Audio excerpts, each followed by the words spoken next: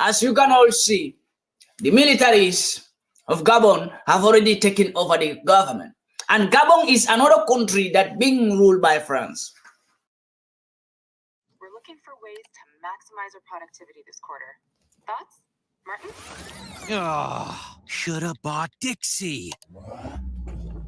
These weak store brand plates are risky business. Big thumbs down. Next time, get Dixie Ultra Plates, 3 times stronger than the leading store brand. Dixie, make it right.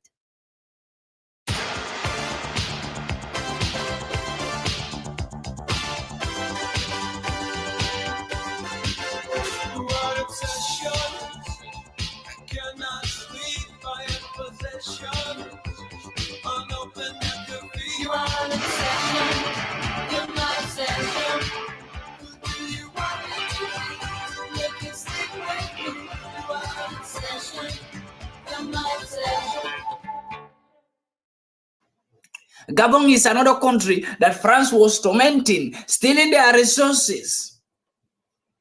So, as we all know now, Mr. Macron have lost another country called Gabon. What next? Gongo, you are beside Gabon. Gabon did a great thing. I will show you the video of the Gabon militaries who took over power. And do you know, watch this video first before we will go into that. Les communautés des pays frères installés au Gabon, ainsi que les Gabonais de la diaspora, au calme et à la sérénité. Nous réaffirmons notre attachement au respect des engagements du Gabon vis-à-vis de la communauté nationale et internationale. Peuple gabonais, c'est enfin notre essor vers la félicité. Que Dieu et les manes de nos ancêtres bénissent le Gabon. Honneur et fidélité à la patrie. Je vous remercie. After watching the video, you all know what happens. Gabon have taken over the power. And this is what we all want to hear. Gabon have taken over power into their hands. Gabon militaries have done something that is more exciting beside the Niger coup. We are talking about Niger coup. ECOWAS was bragging. Tell the same ECOWAS to go and invade Gabon.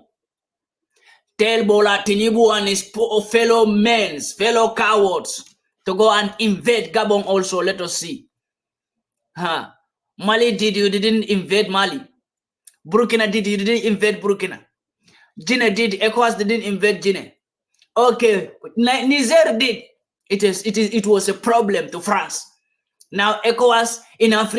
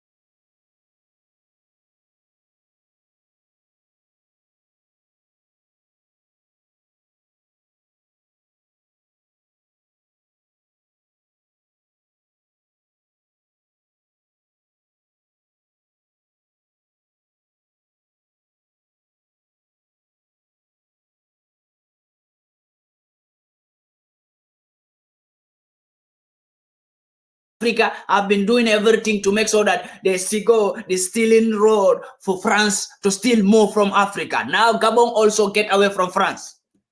Militaries took over in Gabon. How this whole thing started.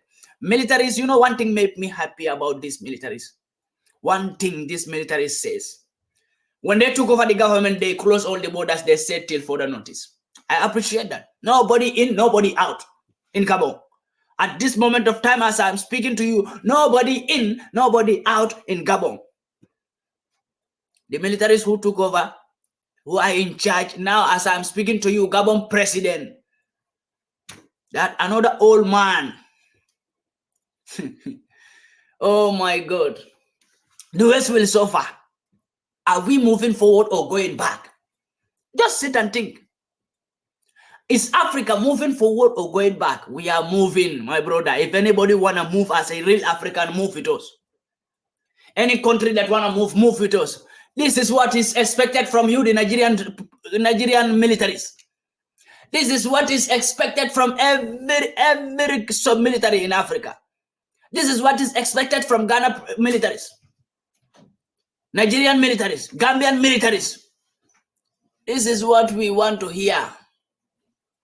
Since Mali did, Burkina did, Niger did, Guinea did, now we are in the top latest coup in Africa. And we are in support of the coups in Africa. We are not going to say we are not in support. No, go and see how Gabon people were jubilating, celebrating. You know, go and see it. Gabon people are celebrating and jubilating without fear. I will read it for you. Gabonese military officers size power ending President Ali Bongo for a third time had won in what they call a fraudulent election, bringing an end to Bongo family 53 years rule in oil-rich country. Appearance on television channel Gabon 24, the officer says they represent all security and defense forces.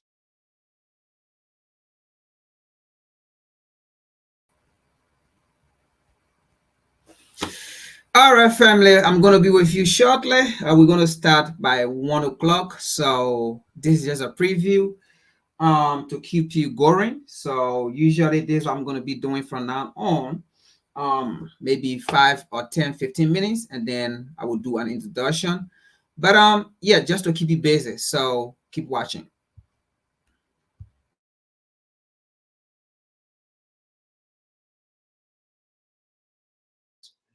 In the Central African nation, they said the election results were cancelled, all borders closed until further notice, and state institutes dissolved in the name of the Gabonese peoples.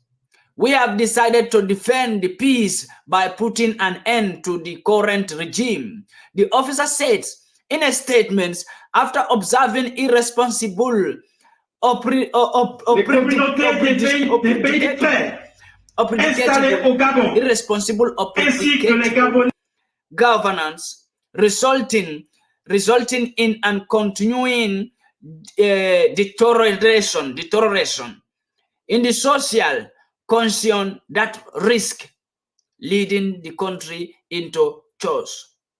We have decided to defend peace by putting an end to this current regime, one soldier said. According to Gabon election centers, Gabon incumbent President Ali Bongo won third time in the presidential election with 64%. Say they want to defend the democratic leaders. All right, that's what ECOWAS emphasized to us. Hey, you know, the West doesn't tell us to invade Niger. We are doing it because we have laws. ECOWAS have laws. Then go to Niger, go to Gabon. If ECOWAS didn't go to Gabon, then tell ECOWAS that we said they are bloody liars and they are puppet and they are slave to the West, and the West was using them to they were fighting Niger for West. I'm the one who said it. This warning should go to Nigerian soldiers. Nigerian soldiers, you must realize whatever your president is trying to put you through to invade Niger. Can you see it now? That so-called president of Nigeria, Bola Tinubu, will he wake up now and say we should invade Gabon? Then go and invade Gabon. He should wake up If Bola Tinubu didn't wake up and go and invade Gabon also and restore Ali Bongo into power, then we will know that Bola Tinubu, you are a fool, and with your fellow African leaders who are in ECOWAS, you are all fools. You are all fools. You think you can fool us? The West was paying you to do job for them as ECOWAS of Africa. The West was paying you to fight Niger for them. You are telling us, no, the West didn't ask us to do this. This is our law. We have law in ECOWAS. Which law? The laws in ECOWAS were made by who? They were made by the West. You bloody liars, you sit in ECOWAS and tell us that ECOWAS have a law. We are not working according to what the West say. We are working according to our laws. Do you have any law in ECOWAS that was not made by the West? Huh? The West was telling you to go and invade Niger because they know they need Niger. France was paying you. UK was paying you. Americans are involved in paying ECOWAS militaries, ECOWAS leaders. They print paper and give you, tell you go and fight against your brother. Then I'm telling ECOWAS to go and fight Gabon. And Gabon will not be the last coup in Africa. We are hoping to have another one again. Very soon, we are hoping this year, before this year will finish, we will have more than 5 coup or 6 coup in Africa. Take it from me. 6 countries or 7 countries will make a coup. How many countries make a coup by right now? 5. Remain 1 or 2 before this year will finish. Another one is coming. Gabon will not be the last. Gabon was not the first to make coup, and Gabon will not be the last in Africa. I'm the one who tell you. Another one is coming. Ghana President, Ghana liberation. Another role is coming. We don't know which. Guide you. Sierra Leone President also. Guide yourself. Macky Sall Senegal, guide yourself. You all foolish leaders in Africa there, guide yourself. How many countries make a coup by right now? 5. Remain 1 or 2 before this year will finish. Another one is coming. Gabon will not be the last. Gabon was not the first to make coup, and Gabon will not be the last in Africa. I'm the one who tell you. Another one is coming. Ghana President, guide yourself. Guide yourself. Guide you. Sierra Leone President also, guide yourself. Macky Sall Senegal, guide yourself. You all foolish leaders in Africa there, guide yourself. Another role is coming. We don't know which country it will touch, but another one to seize our own freedom and give it to the West and steal our resources and give it to the West because the West is printing empty paper for them, photocopy their money in that ECOWAS. If you know that you are an African leader and you are an ECOWAS, then know that you are not safe. We are going to take care of all of you very soon. Very soon, very soon, we are going to take care of every leader in ECOWAS. If you know you are an African president and you are in ECOWAS, then know that your role is coming. We are going to pray this role to all of you. We will take care of all of you very soon. Gabon was not the first. I repeat, Gabon was not the first, and Gabon will not be the last to make coup in Africa. It will happen.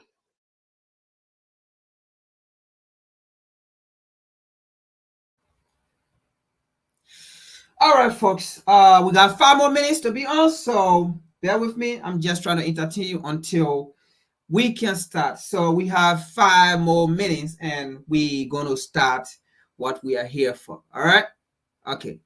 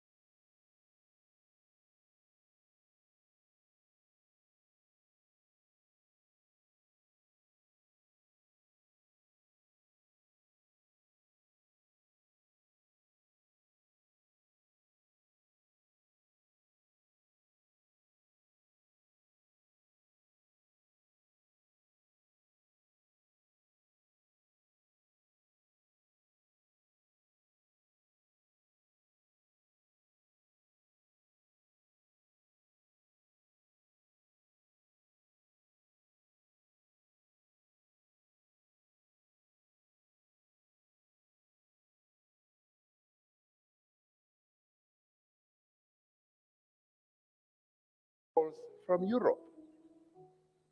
And the calls were so paternalistic. They were saying, hello, President Ramaphosa, we've heard about this Omicron.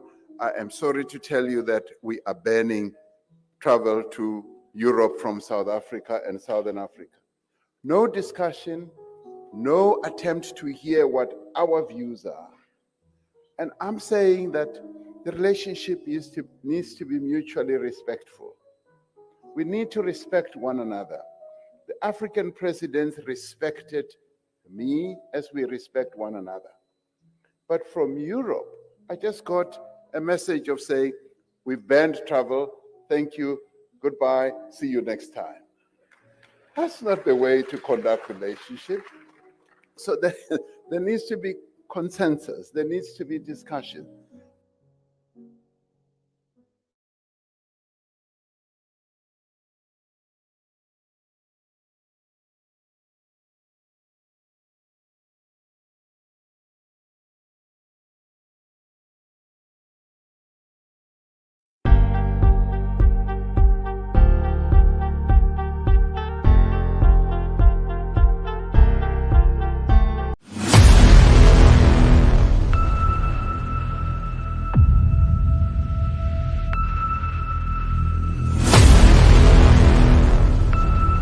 But everyone has a different story to tell.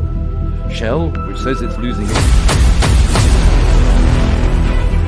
The Tampa market.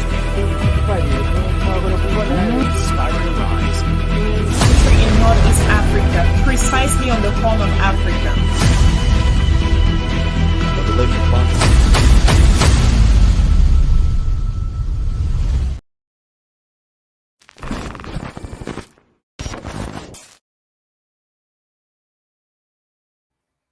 All right. Welcome back again today for today's episode. This is Frank. I am your host as usual. This is WCC, the Revolutionary Repatriation Lecture Series aspect of We Charge Colonialism.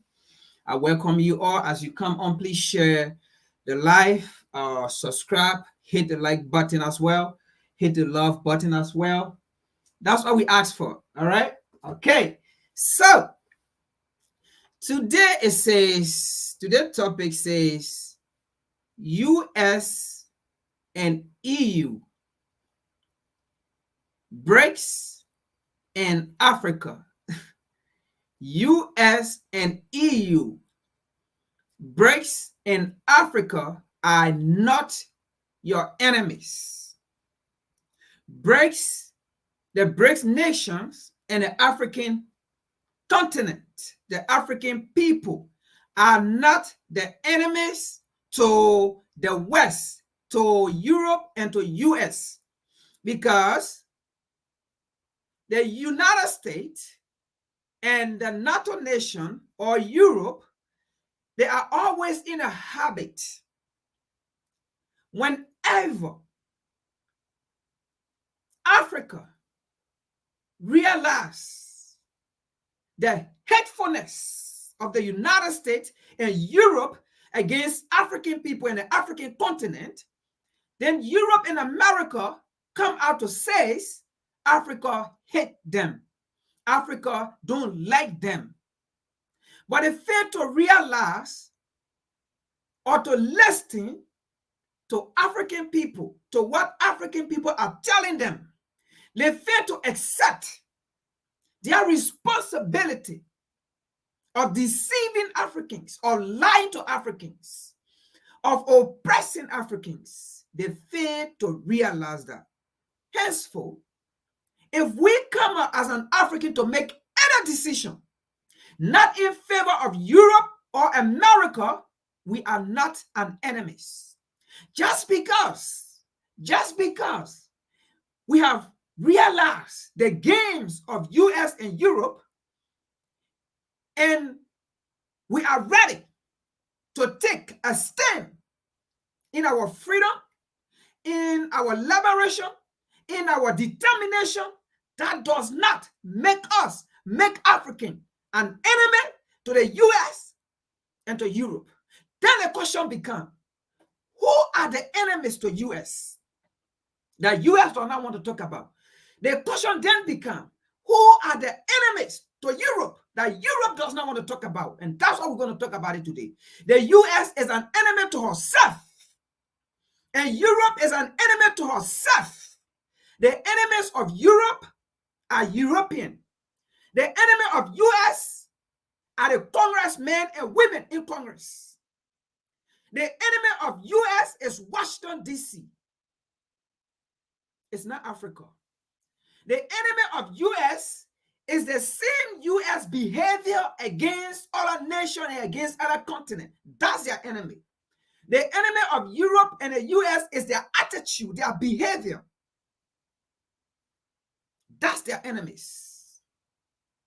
And second, we're going to talk about France and Gabon colonial family dynastic in Congo or in Coup and Mo. Now, I know everybody to some extent are happy, are rejoicing, right? About the coup in Gabon. This is WCC. This is where we analyze things critically. This is where we back up and see things from a different perspective. This is where we bisect everything to try to understand. And one is the coup that happened in Gabon. Was it a planned coup or it was a coup? Now, do you know the difference between the Gabon situation and the Niger situation? Let me tell you right now, before we even get into the topic. The Niger situation is actually a revolutionary situation. It's actually freedom. But I will sit here right now and tell you the Gabon situation, as I have come to analyze it, to put pieces together, it is not a revolution or revolutionary means for the people. The Gabon situation, it is a coup. That's why you call coup. But the Niger situation, it is not a coup. Wasn't a coup. The Niger situation was true liberation, different from the one happened in Gabon. The one that happened in Gabon is coup. But the coup that happened in Gabon wasn't in favor of the people. You might think it is in favor of the people because the Most High, our forefather, told us, my people perish because of the lack of knowledge. And not on WCC that we're going to perish. Not on WCC, not on this watch. Because this is where we try to understand things. Folks, I'm going to make you to understand something today about the Gabon situation. I know we are happy, right? We saw citizens on the street jubilating, right? We saw citizens on the street happy, right? Something happened somewhere down the line. And what I'm about to tell you today, maybe in the future, maybe after 1 week, maybe after 1 month, maybe after a day, maybe after a year, maybe after 2 or 3, the real story will come out. And by that time,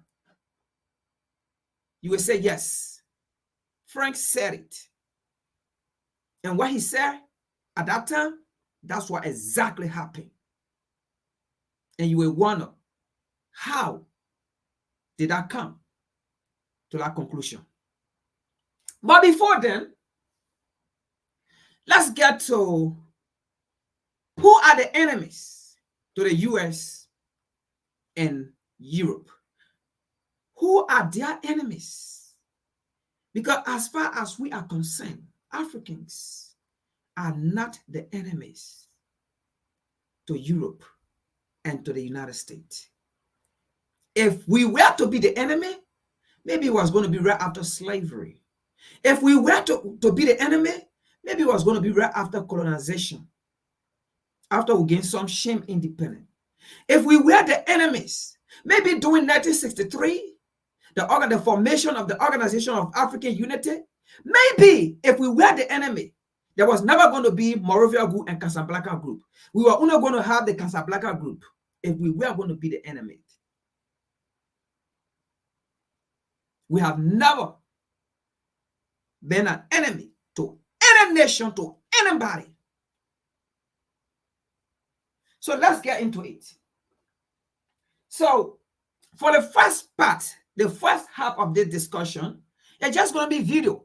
And the video going to show who are the enemies to Europe and America. That's all. That's all we're going to show here. All right. We're going to show the enemies. Who are the enemies to Europe and America? Because right now, America and Europe have made it seem that African people are their enemies. America and Europe have made it seem that we love Russia over US and over Europe. America have made it seem that, or Europe and America have made it seem that African people love China over Europe and Russia. America or Europe have made it seem that African people prefer China and prefer Russia over Europe and the US. But the question is, before China, who were our friends? Who we call our friends? The question is, before Russia, who did African people, who did black people call their friends? The question is, before China, before Russia, who did African people come in contact with first? We are ready for them. Before China and Russia, who did African people come in contact with first? Before China and Russia, who? The enemies to Europe and US is their own, not African. They are themselves their enemies. Let's see into this.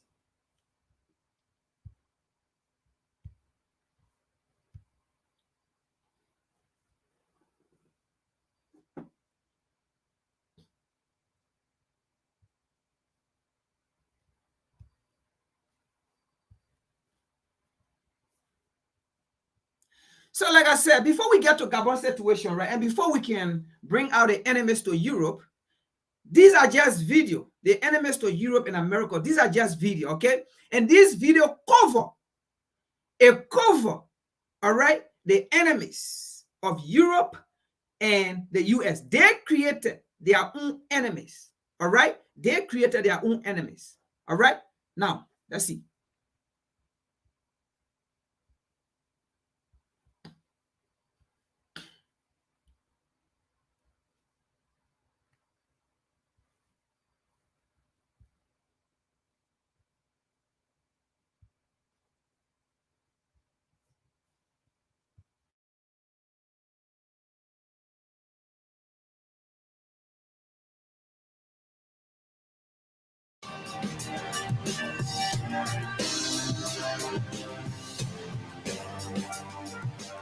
Member countries of BRICS, a growing non-Western economic collective, are meeting for their 15th annual summit in South Africa this week with a big announcement. 5 new member countries have been added to the current bloc: Egypt, Ethiopia, Argentina, the UAE, Iran, and Saudi Arabia. They join current members Brazil, Russia, India, China, and South Africa. Now, at the summit, leaders from member countries discussed de-dollarization, Western global hegemony, and moving toward a multipolar world. In a thinly veiled statement, Chinese President Xi Jinping wrote, quote, "One country obsessed with maintaining its hegemony has gone out of its way to cripple the emerging markets in developing countries. Whoever is developing fast becomes its target of containment. Whoever is catching up becomes its target of obstruction. But this is futile. As I have said more than once, that blowing out others' lamp will not bring light to oneself." Joining us now to weigh in is editor at The Gray Zone, Max Blumenthal. Thanks for joining us. Thanks for having me on. Now, this feels like a really significant global shift, and an end, as people are saying, to Western hegemony that many people predicted as we headed into this Ukraine proxy war, China becoming more closely aligned with Russia, and this growth of this economic alliance that's meant to counterbalance Western hegemony and economic dominance seems to be really telling. Help us understand what's at stake here. Well, this is the most historic gathering of the BRICS which was founded in 2009 to democratize international trade and international institutions by fostering multipolarity, countering the bipolar, unipolar world that's emerged since the collapse of the Soviet Union, which has brought on disaster for the global South, as well as unchecked violations of international law through coalitions of the willing, as we've seen in Iraq and beyond. The BRICS aims to foster trade through a new development bank, as it's called, and this could potentially upend the hegemony, the domination of the dollar, particularly if states like Saudi Arabia and the United Arab Emirates, which provide the basis for the petrodollar, which is itself the foundation of dollar hegemony, if they join and begin trading in local currency. For example, Saudi Arabia is discussing trading or selling oil to China in renminbi, which would break the dominance of the petrodollar. So the reason this gathering is so historic is because BRICS is actually talking about expanding and has pledged to expand to some very significant countries, including Saudi Arabia and the United Arab Emirates. But of course, expansion can bring a lot of political complication. The U.S. has been trying to, flex its influence all over the world for so long. We spent so much money. We're spending so much money right now in Ukraine, the projects in the Middle East, the bases everywhere, on and on and on. Do you think the American people might feel at some point cheated by their government that so much money of this money has been spent and you might say that was not a good idea to do this in the first place, but we did do it, and yet we did not. Our influence is in decline, despite how much effort and how many resources we've exhausted to remain, the top country, the top government in the world. Well, our correspondent Anya Parampil is in Johannesburg covering the BRICS right now, and one thing she's noticed at a conference which mostly pertains to the nations of the global South, especially the non-aligned nations that didn't line up with the Soviet Union or the US during the Cold War and which seek to fight for their independence, is the presence of many Americans as well as British reporters from places like The Economist. What are they doing there? Well, they sort of represent the interests of the G7, which is often posited as the dominant sphere of economic sphere, and they're threatened by what's happening at BRICS because of the prospect of de-dollarization, which is the dollar hegemony is the basis for US financial sanctions, which are administered unilaterally, not through the UN, to destroy the economies and the people of countries from Syria to Venezuela to Cuba, to countries like Eritrea, which is kind of the Cuba of Africa and has resisted IMF. Now, sorry, folks, as we go on listening to the video, right, I'm going to come into Bassett. Now, the enemy of the US and Europe is their behavior towards other African nations. Do you think you're going to bully me every time I'm going to love you? Do you think you're going to bully me every time I'm going to love you? If I find somebody who gave me the power, who gave me the courage, who gave me the strength, if I find somebody who support me, what do you think I'm going to do? If I find somebody who gave me the courage to stop being bullied, what do you think I'm going to do? Am I going to go to the person who gave me the courage, or am I going to still sit and say, no, I love the person that bullied me. I'm going to sit here so I can keep being bullied. I will go to the person that has encouraged me to stop being bullied. So if I follow the person that tried to empower me, that tried to give me a new direction, does that mean I hate you? You that bully me every time? America, you have used your financial means instead of you helping countries who you say they are poor. They are countries who need help. Instead of you helping those countries to rise up, you use your dollar and sanction them if they don't agree to your selfish policy. You sanction them because You gave them aid from the so-called World Bank. You use your power, your hegemony, because your currency is the dominant currency around the world that is used to trade. So when countries are saying we are no longer going to sit and allow the United States to boot out of our data when we have the resources, and those countries want to turn around somewhere else to provide better life that you did not provide, but rather you put sanction on them. You stop them from producing certain things, and that is what we are here for today. If a country come in and say, no, listen, you are allowing the United States to take advantage of it to bully you. I am here to help you so that you can become self-sufficient. Who do you think we will go to, or I will go to? So if I turn my back, will you say I hate you? This is your enemies, United States and Europe. This is your enemies. You have built our enemies. You have built yourself enemies around the world. And these countries, continent, they have come to realize that I don't think the United States is a good partner in our progress to provide better health care, life for our people. Africa is a typical example. We have a whole lot of deficit on the African continent, but you left it, you went and promote an inhumane behavior for men to look at another man boo-boo butts. When we have on the African continent food deficit, water deficit, sanitation deficit, educational deficit. Oh yes, we can name them on and on and on and on and on. You left it. You left it. And you went to destroy our culture. That is your enemy. Nobody is your enemy. Your enemy is yourself.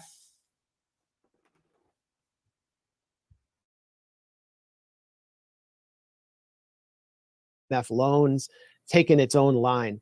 And what the US has done by actually sanctioning 1/3 of the world's population, think about that, is created a backlash where these countries are now gathering together and figuring out how they can conduct trade and break away from the dollar. And you've heard that expressed in the president's roundtable today that was held and convened by UN General Secretary Antonio Guterres from Venezuela, for example, or from Eritrea, about the unfairness of global relations with the dollar dominating all trade and their desire to break it. They're not hiding their agenda right now. However, there are other nations like Brazil, which have feared expansion of the BRICS because they don't want to come to loggerheads with the US. And Brazil has only agreed to allow Argentina in at this point. Yes, the American dollars have been used around the world to destroy life. The American dollar have been used around the world to destroy and kill millions of people.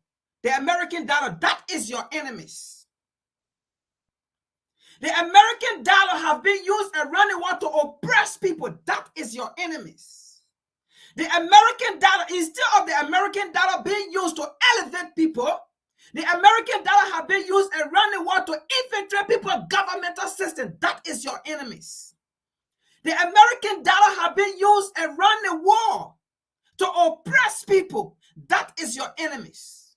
The American dollar have been used around the world to fear people, to threaten people. That is a terrorist behavior, and that is your enemies.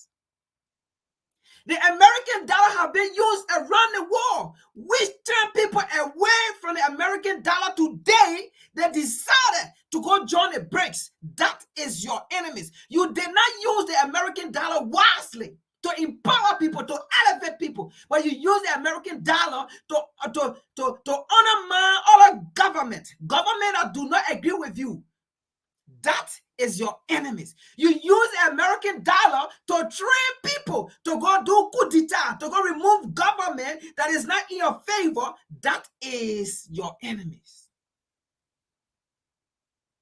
That is your enemy. And people have come to realize that enemies was never created by African or by any other nation. You created it. You use your money and create proxy war. I think from the beginning of the video, a reporter said what? A Ukraine proxy war. Now, if they say a Ukraine proxy war, first of all, let's understand this. When she said a Ukraine proxy war, that is not Russia. Because Russia cannot use proxy war on herself to fight herself. It cannot happen. Russia will not go and create proxy war and then fight herself into that proxy war. So when she said proxy war, she's referring to those who have spent billions of dollars into that war. One who creates a war, a proxy war, is the one who formed the war, is the one who put billions of dollars into the war.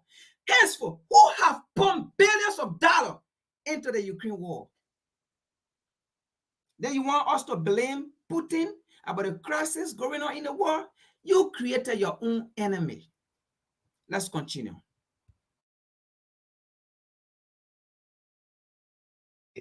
But the desire is there, the possibilities are there, and the U.S. is making it almost impossible for many of these countries to operate within the Bretton Woods system and not be financially immiserated. So I think what's really important, if you want folks to really understand what's going on here, is to get at the root of what Xi Jinping was saying in the quote that we read at the top. This idea that this isn't conspiracy, this isn't just, our quote unquote enemy talking, but that it has been an explicit and harshly inflicted policy of the United States of America to maintain global dominance by actively suppressing other countries as they grow and develop, either through sanctions, as you pointed out, with 1/3 of the world's people being sanctioned, or through other kind of economic tools like the IMF.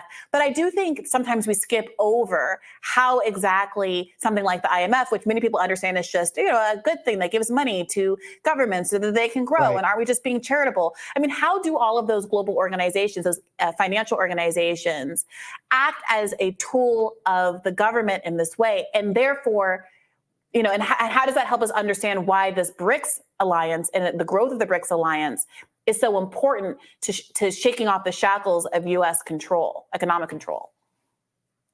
Yeah, that's a great question. I mean, that's the point of the new development bank, is to give out loans that are favorable to countries who do not want to have to meet the political conditions that the United States and its transatlantic partners mete out and impose on them. So we can look at what's happening in Argentina right now. After years and years of austerity imposed by the IMF because their reserves are dried up and they're experiencing hyperinflation, the country's shifting right.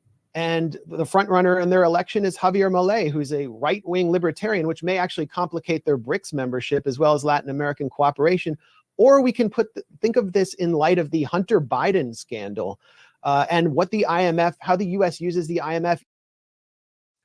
Most people have no clue that in 2023, the best way to make money on Amazon is not with physical products.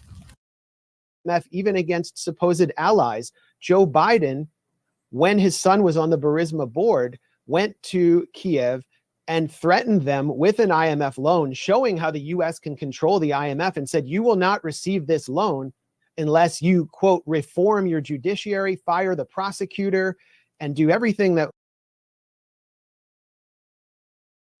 Again, America, what he's explaining right there is your enemies. Your enemies is not anyone else but yourself. Your enemy came from within. Your enemy is your behavior. You don't build friendship. You don't build mutual friendship. You don't build equal partnership. You don't. Your friendship is dominant, and that is your enemy. Your friendship is oppressive. Your friendship is to dehumanize people. Is to look down on people, is to bully people, is to oppress people, is to step on people. That is your enemy.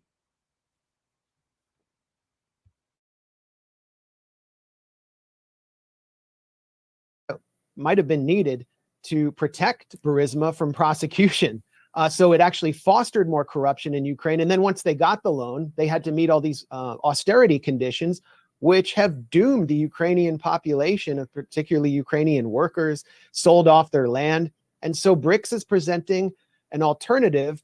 And it's also politically significant that Russia and China are able to break through the attempts to isolate them, or in Joe Biden's words, reduce the ruble to rubble. Vladimir Putin, in his address to BRICS, pledged to actually supplant Ukraine as a global grain supplier to Africa and promised tons and tons of free grain to Africa. Africa has experienced the brunt of the Ukraine proxy war and US sanctions and complications of grain exports. And so this is massive for Africa. And then we can look at what's happening inside Africa in the Sahel region, where you have these popular coups overthrowing governments that had been tools of the West, particularly Niger, Burkina Faso, Mali, particularly tools of France. And Niger is following on the foothills of this multipolar development by starting a new company to not just export tomatoes and then import tomato paste, but to actually produce tomato-based products and to industrialize their gold production, which right now consists of a lot of youth in informal artisanal mines holding out pans in water. This is a massive development that will have a ricochet effect throughout the African continent.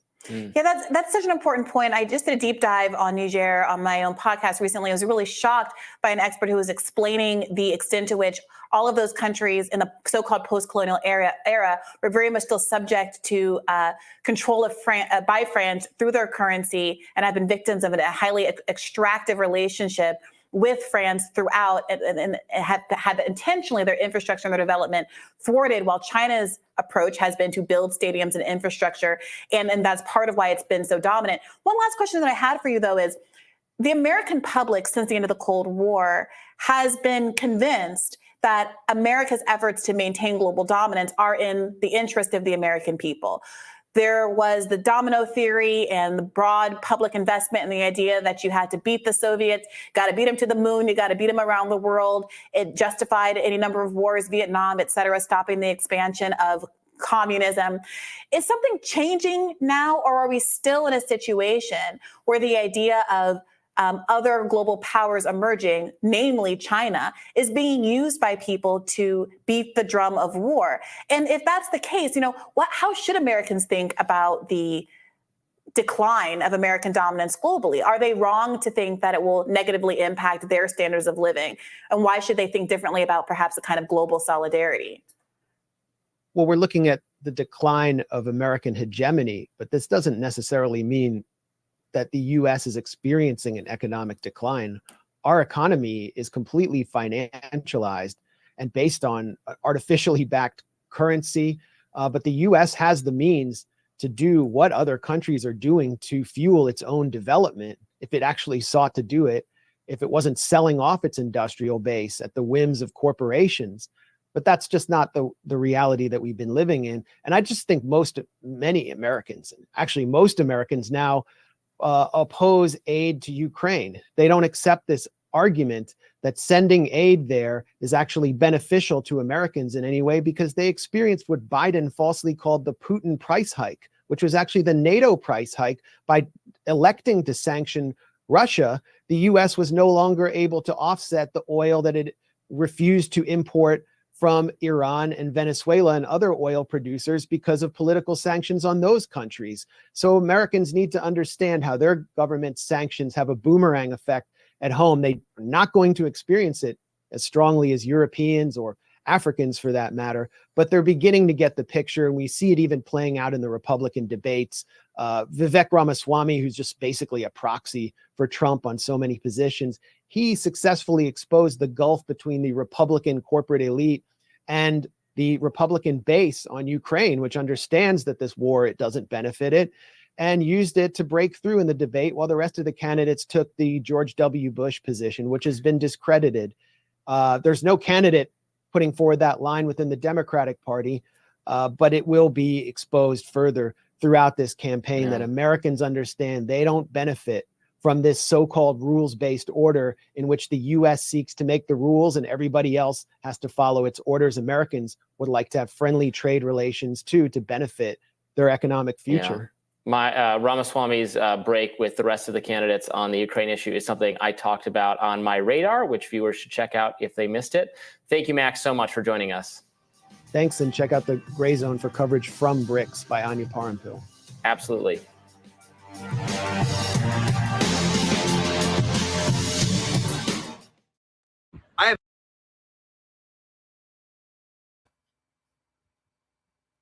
Okay. All right, so that's the first aspect. And I believe there's no American government or governmental official, right, that will see this video and not agree with me that the enemies of America is America herself.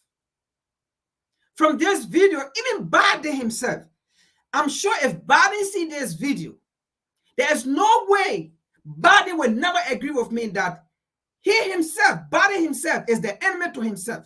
There is no way Anthony Blinken will see this video and don't agree with me that the enemies of America is America herself, or the enemy of Europe is Europe herself. There is no way any Congress person will see this video and don't agree with me. Now, let's get more evidence.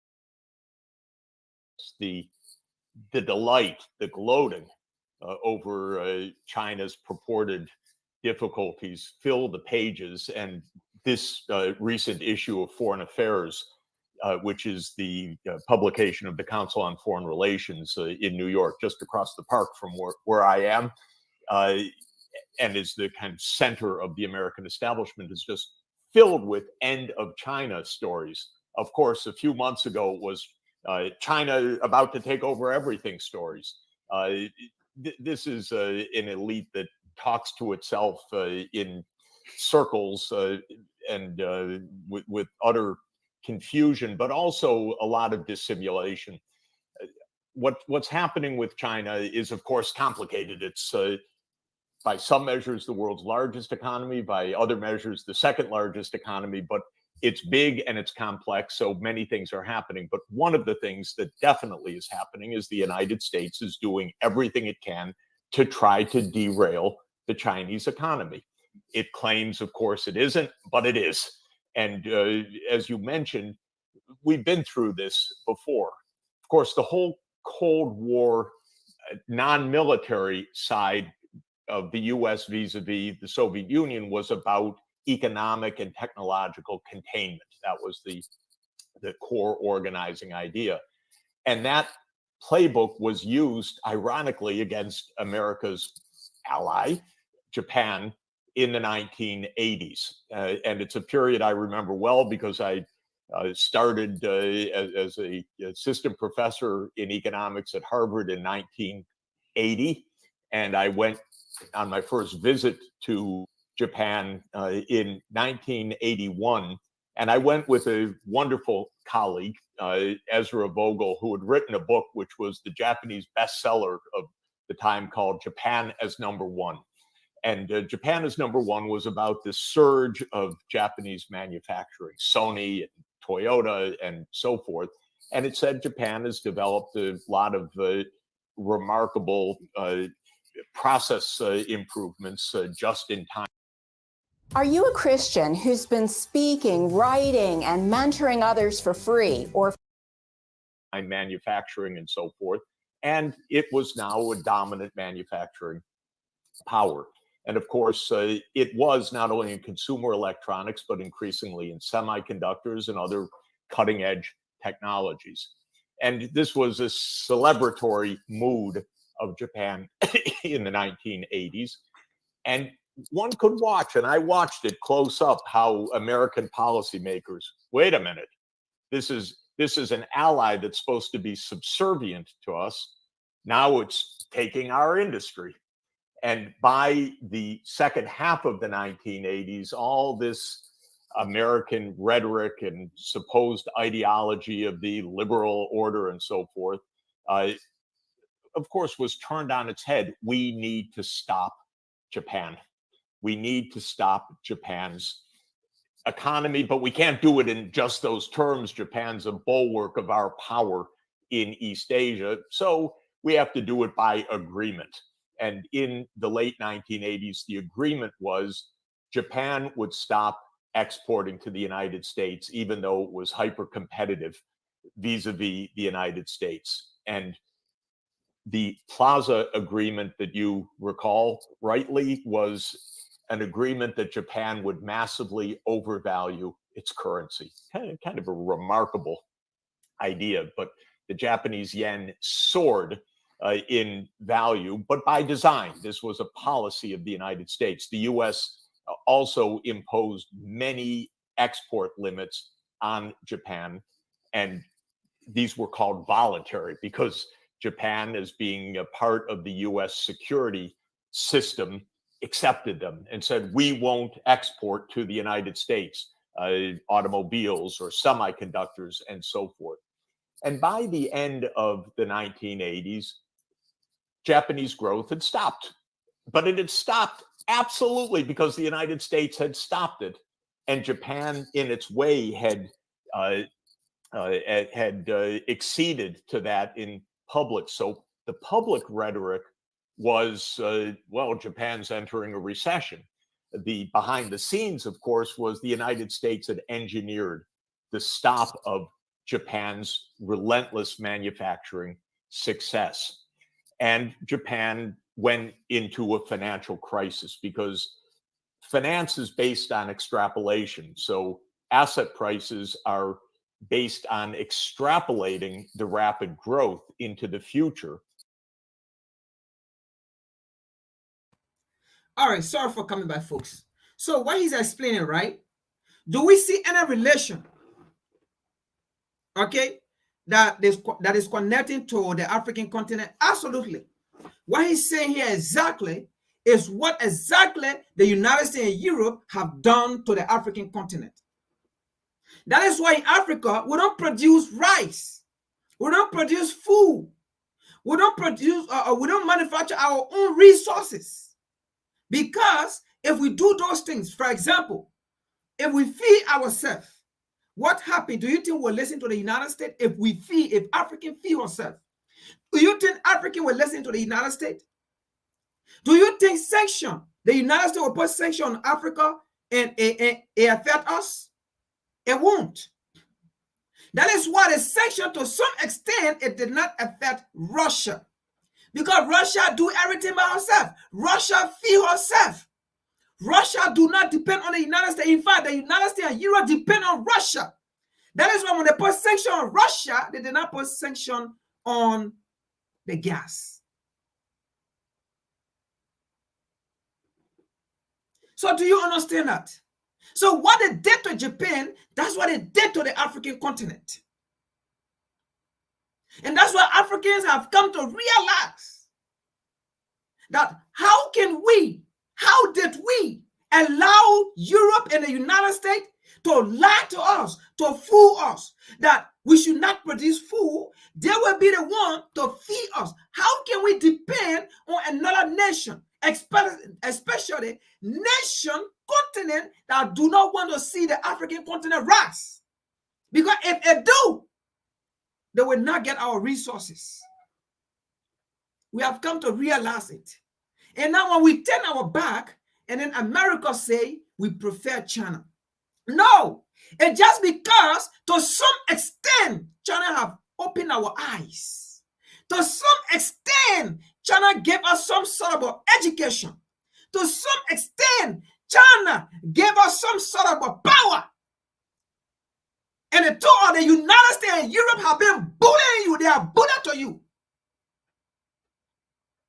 Russia have come and they told us that the United States and Europe, they bully you people. And we have come to understand that. So we don't hate you. You hate yourself. Your enemy is yourself. Before we came in contact with you, with China and Russia, who did we come in contact with first? How many years did America and Europe spend on the African continent before Russia and Europe came in? Or let's say China came in. How many years did you spend on the African continent, America and Europe? We asked you the question. How many years did you spend in Africa before Russia and China influence? How many years? Who did we welcome on the African continent first? Before China and Russia? Who did we invite? Who did we try to make business with first before China and Russia? Who did we open up to? And when we opened up to Europe and America, what then happened? Europe and America said we were 3/5 of a lesser human being. But when we opened up to China and Russia, they did not call us 3/5 of a lesser human being. Who is your enemy? When we opened up to China and Russia, they did not call our names that inferiors. But when we opened up to Europe and America told us we were inferiors. They were the superior being. Who is the enemies to Europe and America? Who is your enemy? When we brought you in our sight, you taught us wise in your favor to make us as commodity. Where you saw us, you took advantage of us, you enslaved us. Who is your enemies?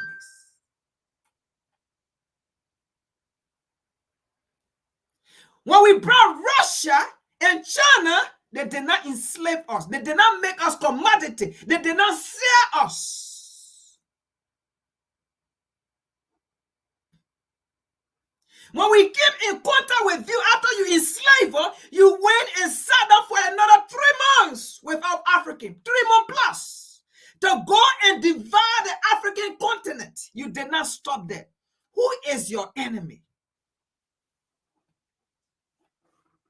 And after that, oh, King Leopold, the so-called Leopold, worse than Attahero. Leopold was worse than Attahero. Yet then stay. You are reaping the benefit of Leopold, US and Europe. Who is your enemy? When we decide, when African people decide to take a new lead, to have new partner, to take another direction, they are not your enemies. It just means the river have found another smooth path of going down the hill instead of it going up the hill. You lied to us. You said the best way for a river to flow is to flow upward. But not knowing the best way for a river to flow is to flow downward, not upward. Because a river can never flow upward to climb the hill. A river can only come down the hill. But America and Europe, you lied to us for centuries. You told us the best way for a river to flow is to climb the hill. Meanwhile, you never climb the hill. You go down the hill. Russia and China came and they told us, are you mad? A river can only flow down the hill. Who is your enemy? Let's continue here.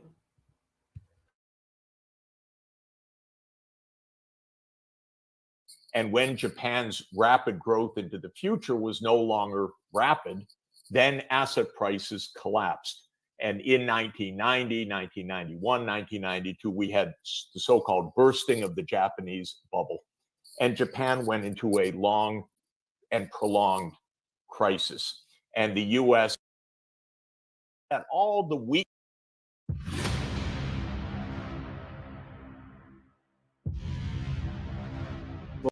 weaknesses of the Chinese system.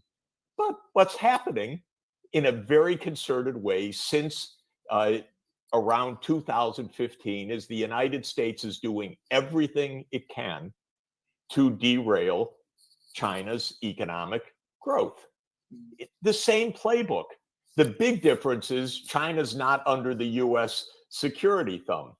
Everything else is the same. So there isn't a Plaza agreement where China agrees to a massive overvaluation of the renminbi, but there was the Trump tariffs, unilateral, absolutely against World Trade Organization precepts, but of course, WTO rules don't matter to the so-called rule-based order, which is whatever the rules that the United States wants is in fact what the rule-based order means.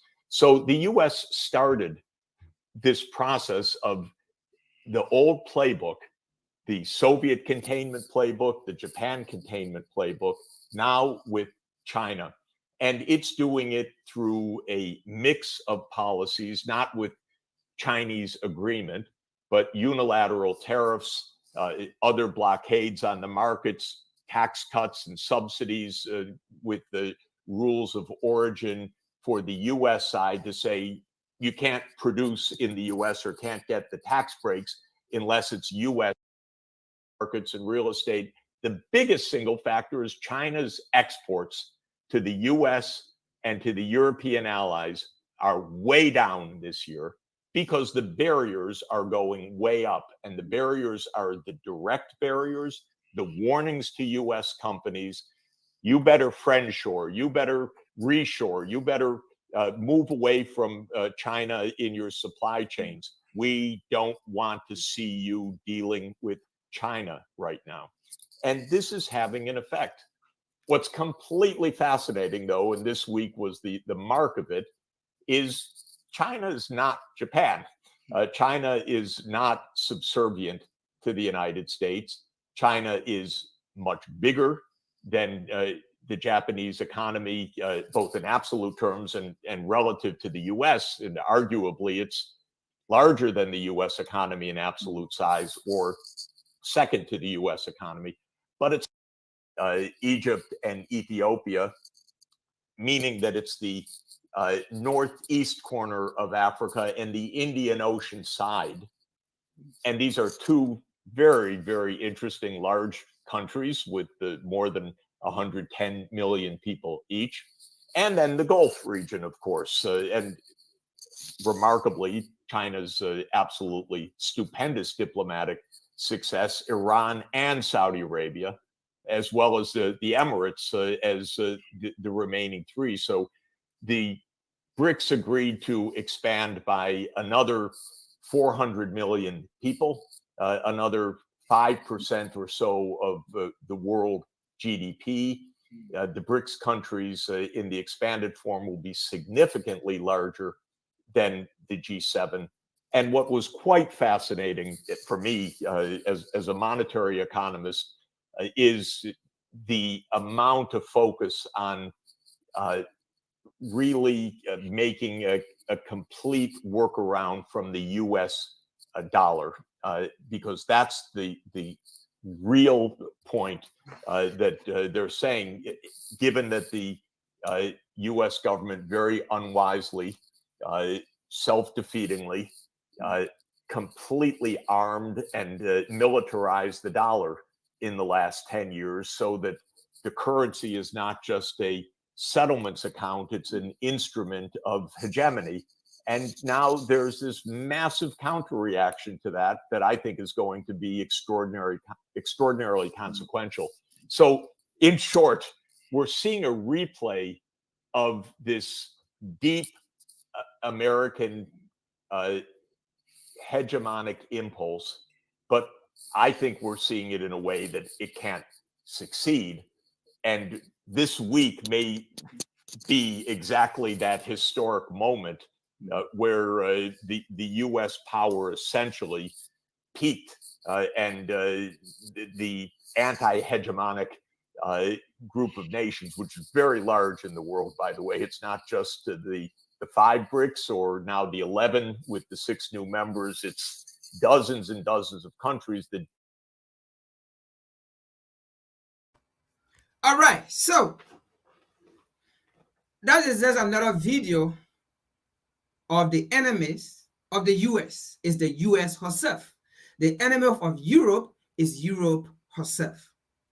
Because you see, whenever power is given to you, don't think that power can never be taken from you again.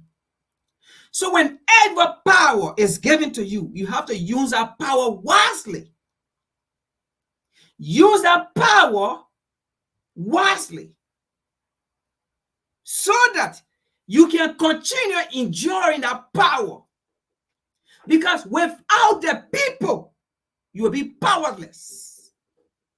Without the people's support, you will be powerless. And that is what's happening. Especially, I will talk about the African continent. Without African people's support for the US is powerless.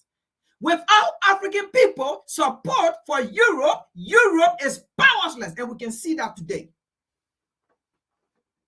The greatest mistake US and Europe ever did was to go against African people, to mistreat African people, to ill-treat African people, and then get the audacity to tell us the right thing that ever happened to black people was slavery. Get the audacity to tell us the right thing that ever happened to African people was colonization. Get the audacity to tell us the best thing that ever happened to African people was to give them Western civilization. The question is, what have Western civilization ever done to improve African life, if not destruction?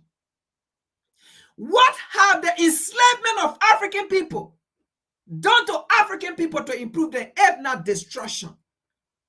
What have the colonization of the African continent done to African people, if not oppression, if not exploitation?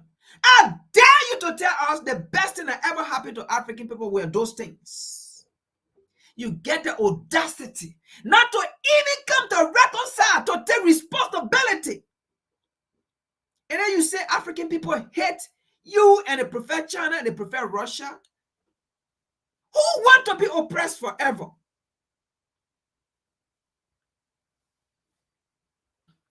Your enemies is not African. Your enemy is yourself.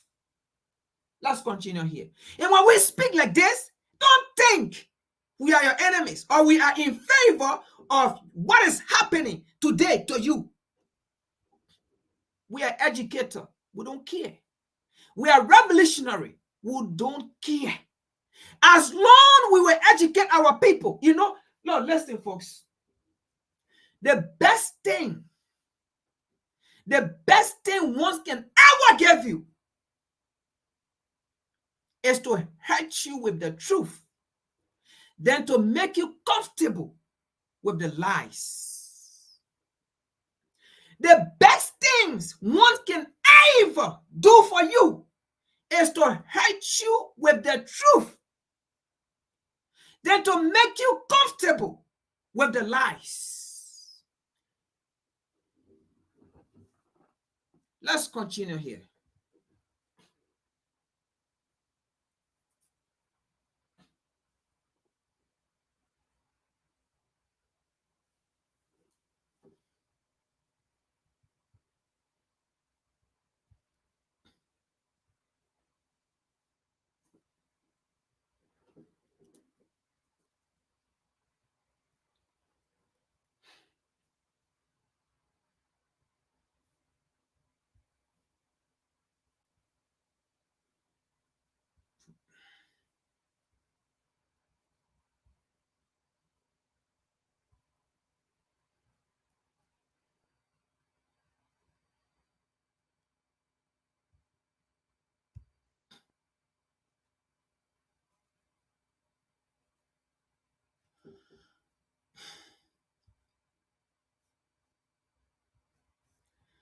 So let's look at another analysis of the enemies to the US.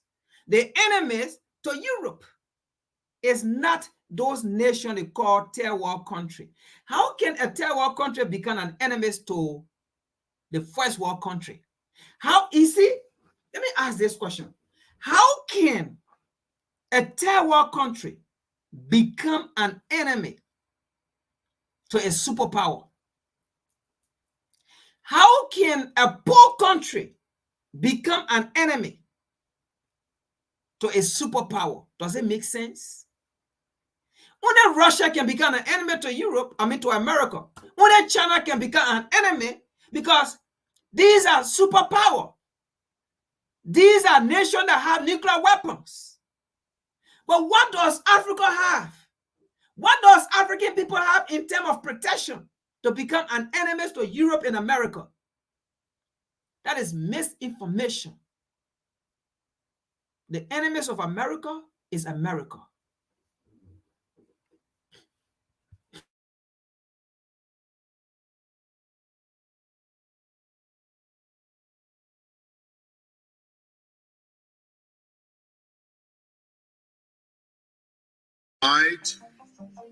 The Argentine Republic, the Arab Republic of Egypt, the Federal Democratic Republic of Ethiopia, the Islamic Republic of Iran, the Kingdom of Saudi Arabia, and the United Arab Emirates to become full members of BRICS. The membership will take effect from the 1st of January 2024. I swear you don't understand what a turning point this is in human history. How revolutionary it is that BRICS have expanded from 5 to 11 members in one fell. Sorry, folks, before we continue, right, I don't have copyright to this video and I don't have copyright to the music playing at the back. It's just for an educational purpose. Let's continue.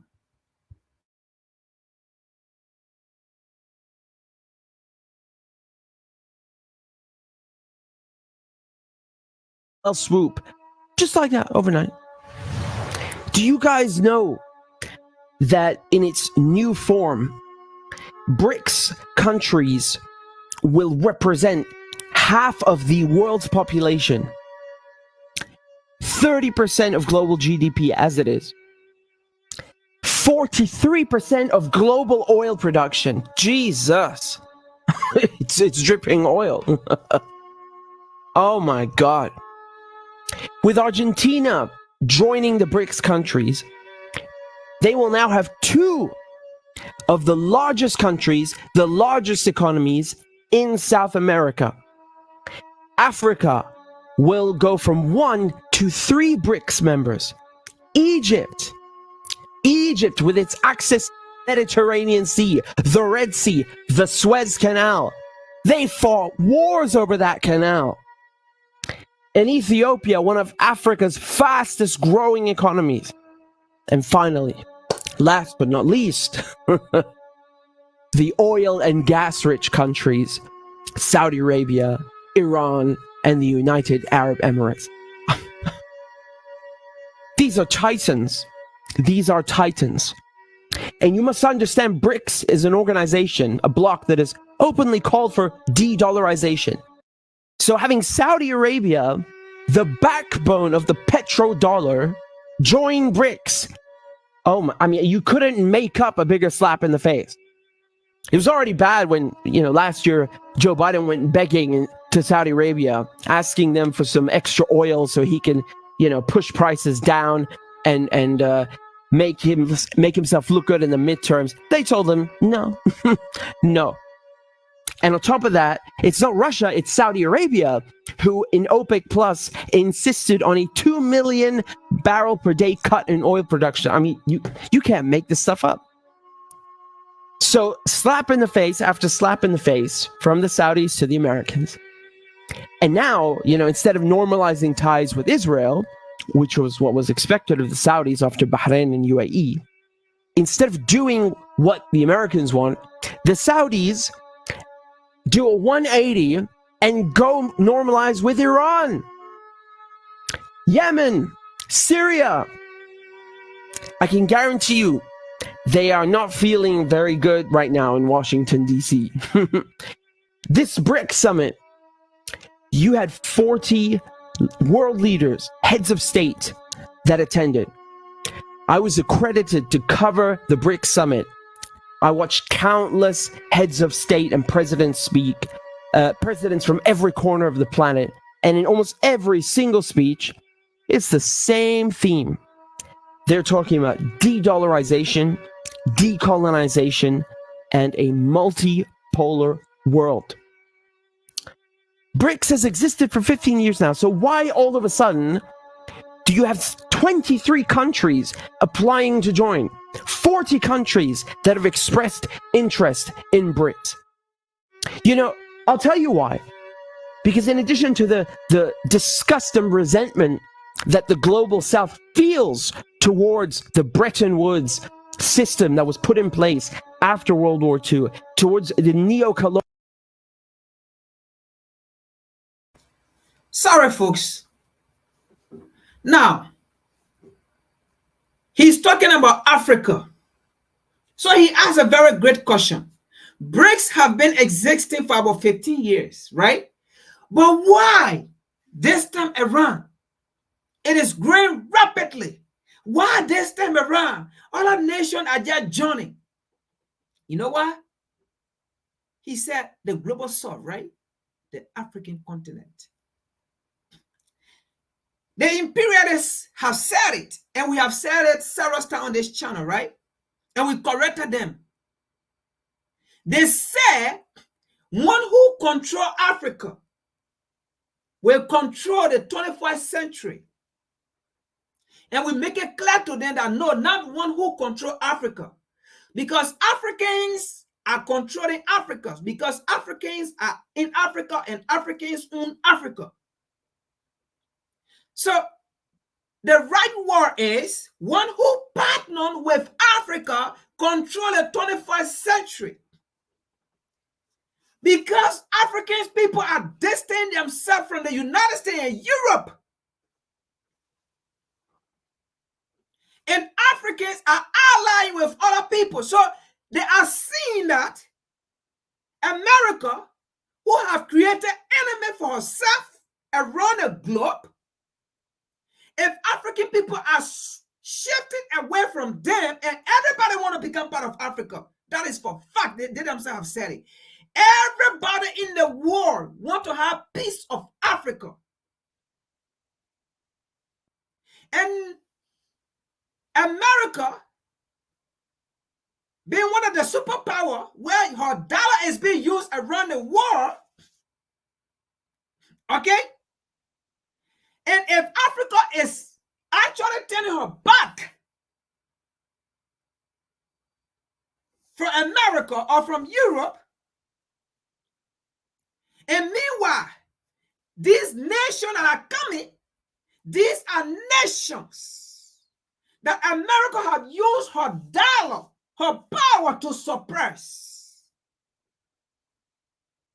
Because even with their natural resources, they have no control over it because it has to go through the United States dollar in order to go through what they call trade or business. The United States have no resources. The little one they have, it will not last with them for long. Those are resources that they exploited from other nations and they reserve it. Europe have no resources. What they have, it will not last with them for long. Those are resources that they exploited from other people and they have reserve of it. So if Africa is turning her back from Europe and America, it gave opportunity to other nations to join the BRICS or to join Africa so that they can come out with a currency. Almost every nation, what they fail to tell the world is every nation in Africa have diamond, have gold. Every nation. And the only reason why the world is now beginning to know, all part of the world is beginning to know, this is because African people are taking stands and then bringing out the lies.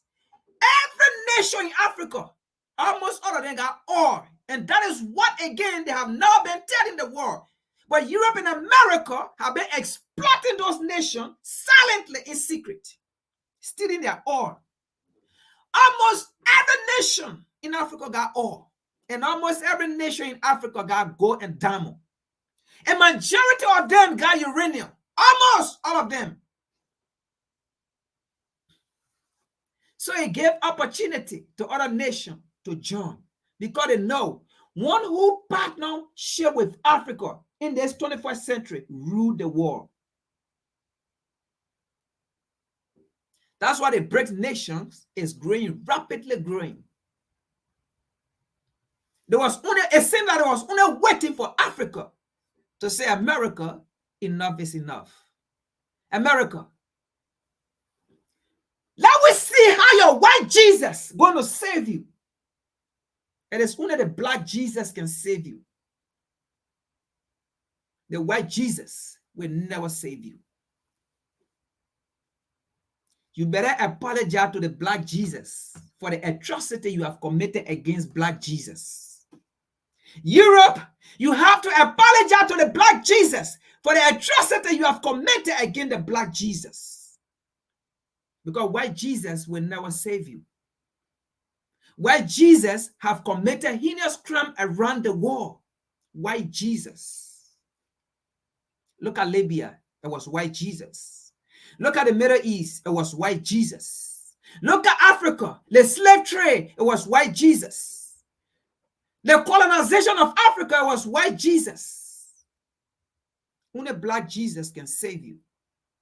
But you have to up to it. Black Jesus made you powerful and you ill-treated the children of black Jesus. The descendant of black Jesus.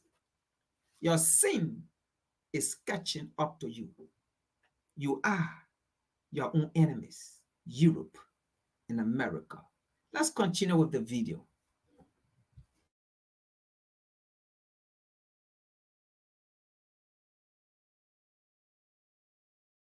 Colonial system where nothing changed. In addition to that, when last year the Americans thought it would be a good idea to, just steal $300 billion, it's just $300 billion in front of the whole world while everyone was watching. Oh yeah, we're going to freeze $300 billion from Russia's central bank. Just take their forex, their foreign exchange reserves. Nothing like this has ever happened. This is unprecedented. Even for the United States, this was, a new low. And so now you got countries all over the world who are looking at this, with their jaws wide open, thinking, wait, am I going to be next? What if I make you angry? What if I make Uncle Sam angry? Is he going to come and steal my reserves, my assets in the United States? What's he going to do with my forex? They're stealing from central banks? So now countries, after witnessing this spectacle, are dumping their dollars. They are trading in their own currencies. They are withdrawing their assets from the United States and anywhere the US can reach. And they are applying to join BRICS. Like they banned Russia, sanctioned Russia, removed it from SWIFT, they did the same to Iran. A lot of people forget. They tried to isolate Iran internationally in every manner possible and imaginable. But despite this, despite the US best efforts to crush Iran, look at Iran. Who has been isolated, man? We have been isolated. We isolated ourselves in the UK and in the US. Look what we've done. We have morons running these countries. Iran is now in the Shanghai Cooperation Organization, in the SDO. Iran is now a permanent member of BRICS. You call that isolation? Wow. Bunch of geniuses right here.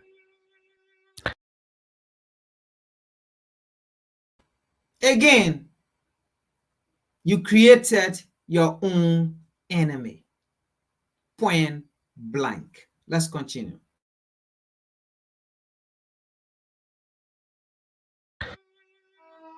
These sanctions are not only illegal and immoral, they're also stupid and they backfire. You know, this gold-backed trade currency that was rumored to be announced, you know, people were hyping this up before. I told you guys, there is no guarantee that they will announce a gold-backed trade currency at the BRICS summit, nor any guarantee that they will accept new members. Okay? And then on day 3, they dropped the bombshell that, look, we've added all these countries, right? We've beefed up our presence in all the continents. Now, the thing is that people think, well, you know, this is an issue that is going to take time, and we're not going to hear about it for a while. And you're right, this is an issue that takes time, right? You cannot just de-dollarize, you know, from one day to the next. No one actually expects to wake up tomorrow morning and, you know, the dollar is gone, sanctions are gone, the weaponization of the greenback is gone. What BRICS is doing, however, and this is a form of de-dollarization nonetheless, is that, you know, the BRICS, the original 5, they created a bank known as the New Development Bank, or NDB. Now, this BRICS Bank, as I like to call it, they have issued this month bonds in South African Rand. And in 2 months, in October 2023, the NDB will issue bonds in rupees. The NDB just announced that it will issue 30% of its loans in its own tender, all right, local tender. So that means currency that belongs to BRICS members, rubles, rupees. Do you understand? That means not US dollars. No US dollars for that 1/3 of their loans. This is explosive. This is colossal. The New Development Bank really is about development. See, that's the difference. It is actually what it says on the tin. The NDB wants to genuinely help countries build themselves up, specifically in the Global South. The NDB has $100 billion in capital, which means they can borrow hundreds of billions of dollars more if they need to. The NDB is not BRICS equivalent to the International Monetary Fund or the World Bank. No. It is their solution to these two institutions, the World Bank and the IMF, who are infamous for robbing and debt-trapping poor developing countries, right? The IMF and World Bank will come to you and say, oh, we care about you. We want to invest in your country and help you out of this poverty that you're in, this situation that you're in. They're no better than a loan shark in some dark alley. There are always strings attached, and these are the worst of conditions that you can imagine. The true objective of the IMF and the World Bank is to control countries by keeping them trapped in debt. That is the whole plan. Now, this BRICS summit was not just some random get-together of presidents. BRICS countries contain some of the largest economies on the face of the planet. 2 of the largest nuclear-armed powers. Out of the top 10 oil producers in the world, 6 of them are now members of BRICS. 2 have the largest natural gas reserves in the world. Oh my God. BRICS is a multipolar bloc, and it is a geopolitical bloc. Whether they want to admit it or not, it is a geopolitical bloc that has countless natural resources, capital, land, and quite literally half of the world's population. That is what power looks like. That is what they are afraid of. The G7 is a fart not even worth mentioning. The balance of global power is shifting, and it is tipping in favor of the Global South. You can tell this is true by how scared the media are. They keep saying BRICS is nothing, and yet they spend all their time trashing BRICS, right? And even better, you'll go on the BBC and you'll hear them say that BRICS is anti-Western. Anti-Western? No, hold on a second.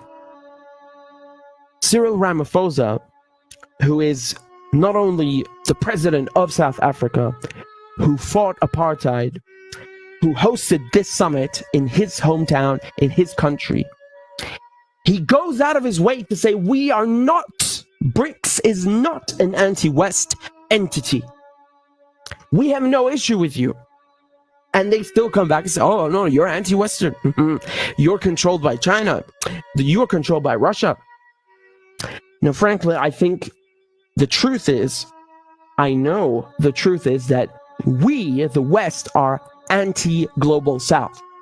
We have proven that by raping their lands, stealing from them, enslaving them, plundering them. To this day, France, they're stealing in Niger. The United States stealing oil in Syria, putting troops in Africa, troops in the Middle East that never, ever, ever leave. But they're there to help you, right? Just like the IMF. We're here to help you. We're your friends. We, Europe, the West, have stolen from Africa, from Asia, taken their resources, subjugated them. They have every right in the world to be anti-West and dislike us if they so please. And for us to go and call them anti-Western and play the victim, that is disgusting.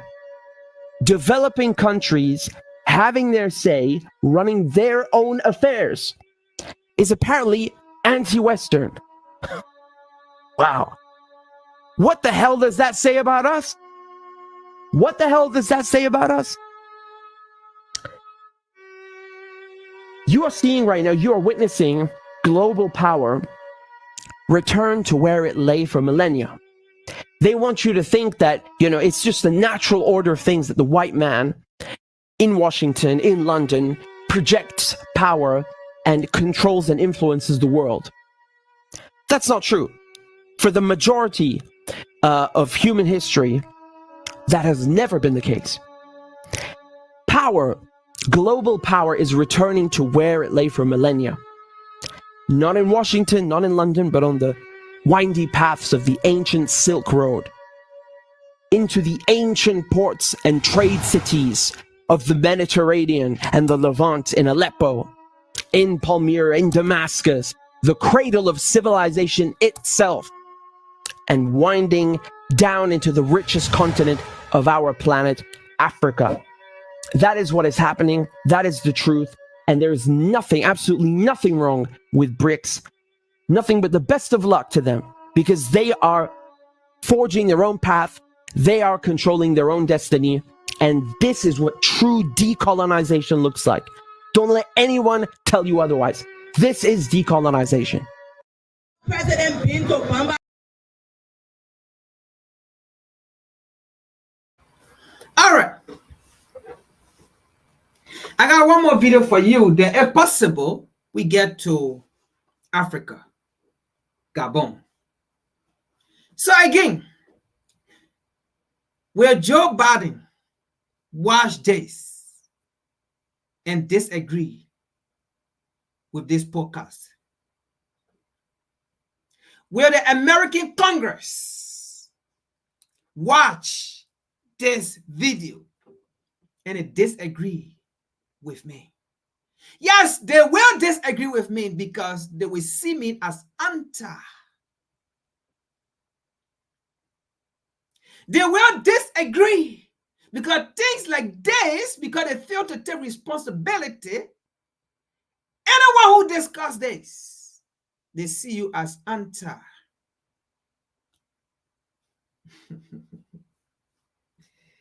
But I'm glad the brother said it better than I could have ever done. The brother said it better than I could have ever done. Let's get to the next one, the last one about who the enemies are. You see, America, you see, Europe, like I said, the best thing that you can ever do to someone is to hurt them with the truth, then to make them comfortable with the lies. And you have made us comfortable with the lies for so long. And we have come to realize that those lies that made us comfortable It also make us look stupid. And we couldn't find directions. It's better you tell someone the truth than to lie to them. And then they find out that you've been lying to them. Do you think they will be your friend? They will feel you betray them. And that's how we feel that America is a betrayer. That's how we feel that Europe, the European nation, they are betrayer. Europe is a betrayer. The NATO nations, they are betrayer. The worst thing that you have ever done was to lie to us. And you lied to us, and in your lies, you continue to exploit us. You see, look, you see why the BRICS nation is growing? Like I said, it's Africa. And the brother said it. You heard it. The richest continent ever on planet Earth. The African continent. You heard it from him. The worst that you could have ever done. You did what you did against African people. But the worst again that you could have ever done was not to take responsibility and make it right with Black Jesus. I said Black Jesus because it is only Black Jesus that can save you. Let's continue here. I got another video for you, and then we can go to Gabon. Let's see this. Now, the Western nation says people that turn their back from them, they are anti-West. Let's see another video about that. This is WCC. We go and put the pieces together. People wonder how we find these things, right? Don't worry. We do it. Let's see something here. Let's see who is anti-white or anti-West.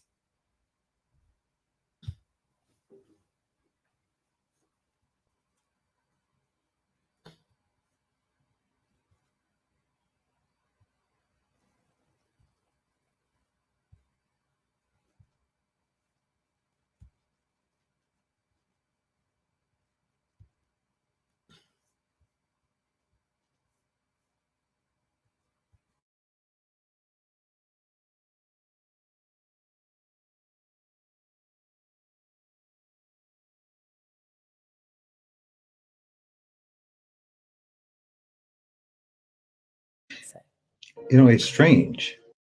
A number of comments have objected to you using the general term the West, and they want you to be more specific because there is no monolithic bloc called the West. It is an unfair generalization, they say. You know, it's strange. If you think about it, it's strange that you don't want me to call you the West. You don't want everyone to be lumped together under that term. It's not my term, it's your term. I didn't come up with it, you did. You call yourselves the West. Western civilization. We all grew up hearing about how wonderful the West is. Western achievement, Western thought, Western enlightenment. You're happy to take collective credit as the West for whatever you think is good. But for the bad things, you want to disassociate yourselves from it. When you're talking about the bad things, then you're like, whoa, what West are you talking about exactly? Who do you mean by the West? The way you people tell the story, people like Douglas Murray or Jordan Peterson or Sam Harris or Richard Dawkins or Hitchens, Christopher Hitchens, all these types, you would think that every European on the continent participated in painting the Sistine Chapel. Everyone painting in shifts. All of you collectively invented penicillin, from the telephone to airplanes, from the cotton gin to the microchip. You all did that as one gigantic team effort. We, the West, abolished slavery. We, the West, gave women the right to vote. We, the West, developed modern technology. You like being called the West then, but just bring up just one of your innumerable atrocities, and then everyone starts looking around. Who, me? Oh, you must have me mistaken for some other person, some other West. Q, Shaggy. It wasn't me. My forefathers didn't own slaves. My forefathers didn't slaughter the Native Americans. My forefathers were just poor, innocent peasants. I have nothing to do with it. Innocent as can be. You want to take collective credit, but you want to individualize blame. But you'll say that Isaac Newton, for example, is a product of the West. Michelangelo was a product of the West. Mozart was a product of the West. Leonardo da Vinci, Thomas Edison, Steve Jobs, They're all products of the West. But somehow your villains are all bastards, illegitimate children that you don't want to claim. No. Hitler was your child. King Leopold was your child. Harry Truman was your child, a man who killed more people in a matter of seconds than anyone in the history of the human race. And not to mention every American president after Truman, you know, from the Korean War to Vietnam to the dirty wars in Central and South America to Panama, the first and second wars in Iraq, Somalia, Afghanistan, Libya, Syria, and before Truman.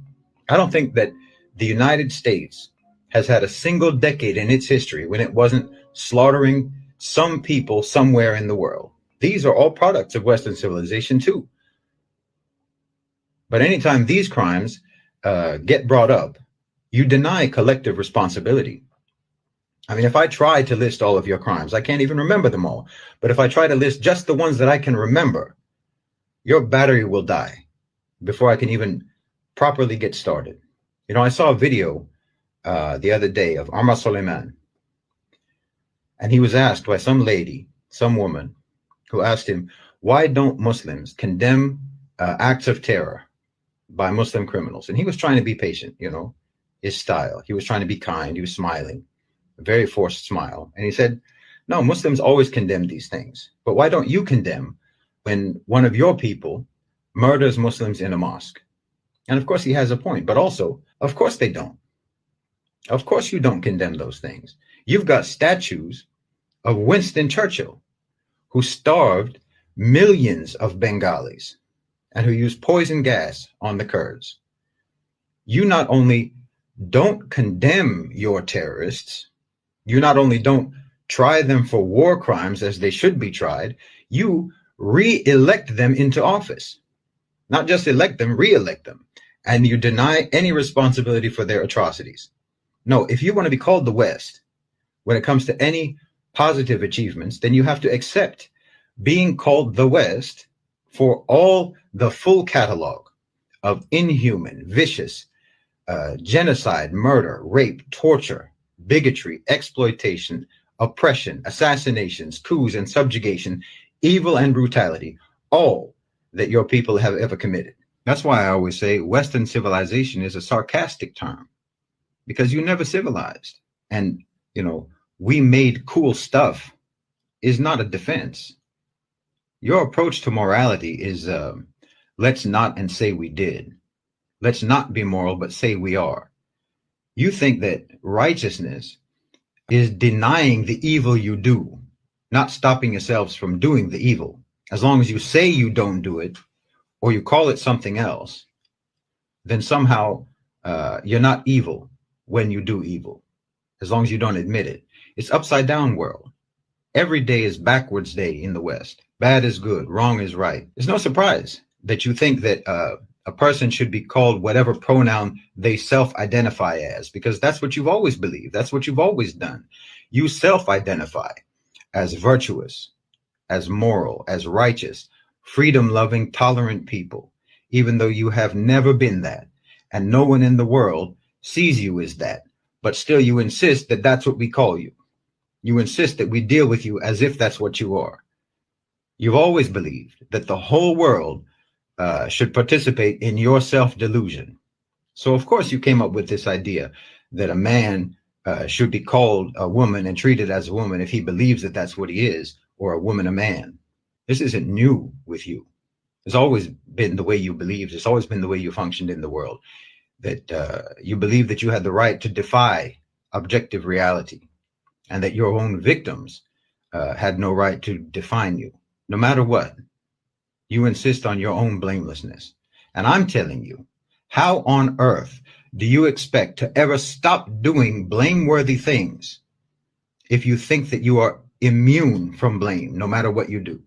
Yes, okay, your forefathers were probably poor peasants. I agree with you. They didn't participate in the crimes of the West. They didn't participate in colonization or imperialism. But then they also have no reason to take pride in the achievements of the West either, and neither do you. They were victims of the West in their own way, and so are you. If you want to disassociate yourself from the crimes, then disassociate yourself from the achievements and realize that you and your forefathers and your ancestors were all abandoned and betrayed and duped by propaganda about Western civilization. No one ever cared about your development or your forefathers' development. No one ever cared about your welfare or your forefathers' welfare. No one ever cared about your upliftment or theirs. No one ever cared about your life. Not yours, not your forefathers, not your ancestors. And the West doesn't care about you now. But here you are defending it, like you have no self-esteem, like you have no pride. You and I both know the West doesn't care if you starve to death. They don't care if you get kicked out of your home and live on the streets. If you spend the rest of your life drowning in debt, they don't care. If you fry your brains on drugs, they don't care. And if you decide that life is too hard, they'll help you kill yourself. That's the West. And that's what the West thinks of you. The West didn't raise you right because you don't matter to the West. They don't care if you have knowledge. They don't care if you have an education. They'll pass you on up to the next grade, whether or not you can read or write, because you don't matter. Every day of your life, your civilization all around you is shouting at you in a million different voices that you don't matter. You're just a replaceable cog in the machine. Everyone in the West is regarded as disposable by the West, and still you defend it as the pinnacle of human refinement. You need to break that spell because you're living in a trance of propaganda that's all designed to keep you oblivious to your own humiliation. But then you'll get mad at me for trying to tell you to break that spell, to break that trance. You'll get mad at me because I'm trying to tell you that you need to stop being humiliated. You need to stop aligning yourself with the ones who are humiliating you. You need to stop aligning yourself with the ones that were humiliating your forefathers and that are humiliating you now. And you're going to get mad at me. But you don't disassociate yourself. I'm supposed to disassociate you from them, but you're not. Why should I disassociate you from the West when you don't do it yourself? I'm trying to tell you that you need to break the trance. I'm trying to tell you that you need to break out of the propaganda. You need to break out of the indoctrination. You need to break out of the programming. But you're going to get mad at me for telling you that. And you want to hold on to the programming. You want to hold on to the indoctrination. And then while you're holding on to it, I'm supposed to separate you from the indoctrination that you're holding on to. So how are you supposed to change?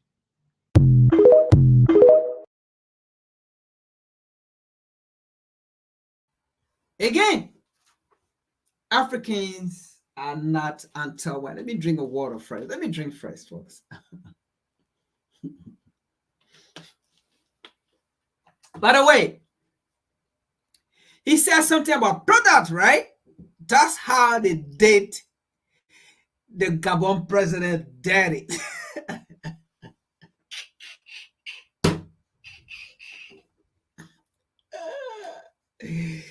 Oh man. You see, when the West no longer needs you, they can dispose you like a garbage. That's what they did to the Gabonese president. Folks, that coup was fake.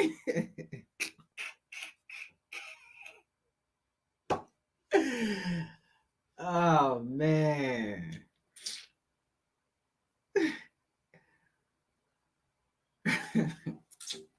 Let's continue. Sorry, folks, but this is very funny. It's serious. When the West don't know, when they don't need you anymore, right? They dispose you like a garbage. That's what they did to the Gabonese president. And he's sitting there crying. You guys make noise. Make noise. You gotta make noise. I need to be out here, make noise. Who should make noise for you? Eh? Your slave master. They busted him like a garbage. Who should make noise? He's sitting there begging, make noise for me. Folks, that coup, it was well planned. And you're gonna see what I'm talking about. It was well planned. Nobody can fool us. Nobody lied to us. You know, when the coup happened in Niger, we dug the story. We looked behind it. We searched and we saw it. It was not even a coup. It was liberation. The one in Gabon is not liberation. As much as the people are happy, as much as the people are jubilating because they are ignorant to what happened, it was plain. ECOWAS knew about it. AU knew about it. They even had a meeting before that coup took place. How can AU and ECOWAS have a meeting before a coup take place? How?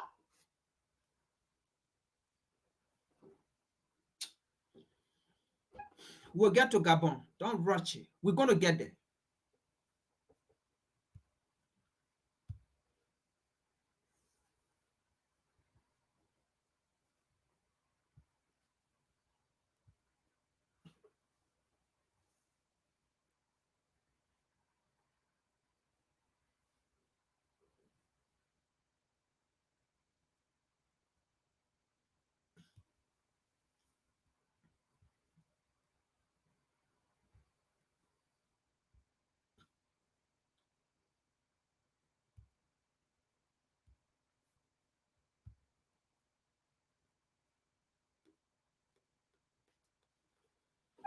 All right, let's watch this and then we get to Gabon. All right.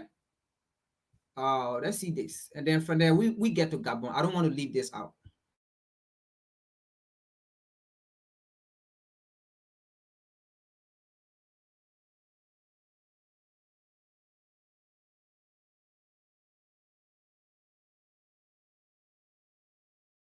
A stance the U.S. never saw coming.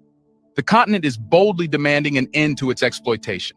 This newfound courage has been fueled by China, which has emboldened Africa to take the long-desired steps it always yearned for. The transformation is remarkable.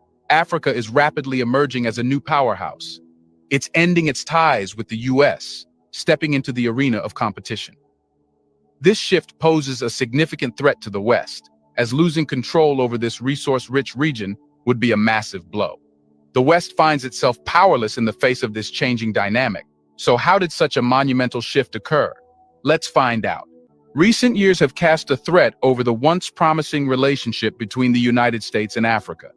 The tenure of former President Donald Trump left a pathway of strained ties and missed opportunities, as US-Africa relations survived rough storms. The repercussions of this era continue to ripple through the diplomatic sphere, raising the question, can the recent attempts to revive engagement under the leadership of U.S. Secretary of State Antony Blinken repair the relationship? The problem between the U.S. and Africa relations has always increased. The main issue was that the U.S. was on the taking end, and Africa was always on the giving end. It has always been exploited by the U.S., and in Trump's rule, things even got worse. Trump's decisions, such as withdrawing support from climate change funds targeted at Africa, highlighted a lack of commitment to issues crucial for the continent's sustainable development. Amidst the ground of strained relations, Antony Blinken's recent visit to Africa carried the promise of change. Blinken, the U.S. Secretary of State, announced a reboot in U.S. engagement, signaling a renewed effort to rebuild the bridges that had been eroded over time. This declaration acknowledged the vital role that Africa plays on the global stage and aimed to address the sense of neglect that had permeated previous interactions. For decades, Africa has been a region that's experienced exploitation from various global powers, particularly the United States. However, a new dawn is emerging on the continent as the age-old alliance founded on exploitation begins to crumble. The catalyst behind this transformation is none other than China, along with the support of Russia. In an era where geopolitical dynamics are undergoing profound shifts, Africa's choice to align with these nations signifies a significant departure from the past. The history of Africa's interaction with global powers has often been marred by exploitation, leaving scars that have taken time to heal. While the United States played a role in this historical exploitation, the winds of change are sweeping through the African continent. The traditional dynamics of dominance are being replaced with an alliance that holds promise for a more equitable partnership. But the U.S. efforts also continue. So, will the U.S. efforts work? The question that dominates is whether the U.S. efforts are too little or too late. The impacts of strained relations are not easily brushed aside, and the wounds of neglect take time to heal. Can Blinken's words translate into meaningful actions that steer the course towards flourishing ties, or will they remain as quick promises in a rapidly changing world? Efforts to revitalize US-Africa relations must go beyond mere words. Concrete steps are needed to rebuild trust and demonstrate a genuine commitment to mutual prosperity. As Africa seeks economic growth, sustainable development, and a stronger global voice, it needs reliable partners who are invested in its success. But according to experts, Africa no longer wants to fix its relations with the US. The reason for this change in attitude is because of China and Russia. China and Africa's relations have gotten deep in the last few years, and the influence of China and Russia has increased in Africa. China's and Russia's growing influence in Africa isn't solely about expanding their global reach. It's also about offering an alternative to the exploitative relationships of the past. These two nations have positioned themselves as partners that genuinely... Hold a minute. Let me ask a question. Have you shared the live? I want you to share. Don't keep these things, all right? Share the live. Let it go. All right, let's go.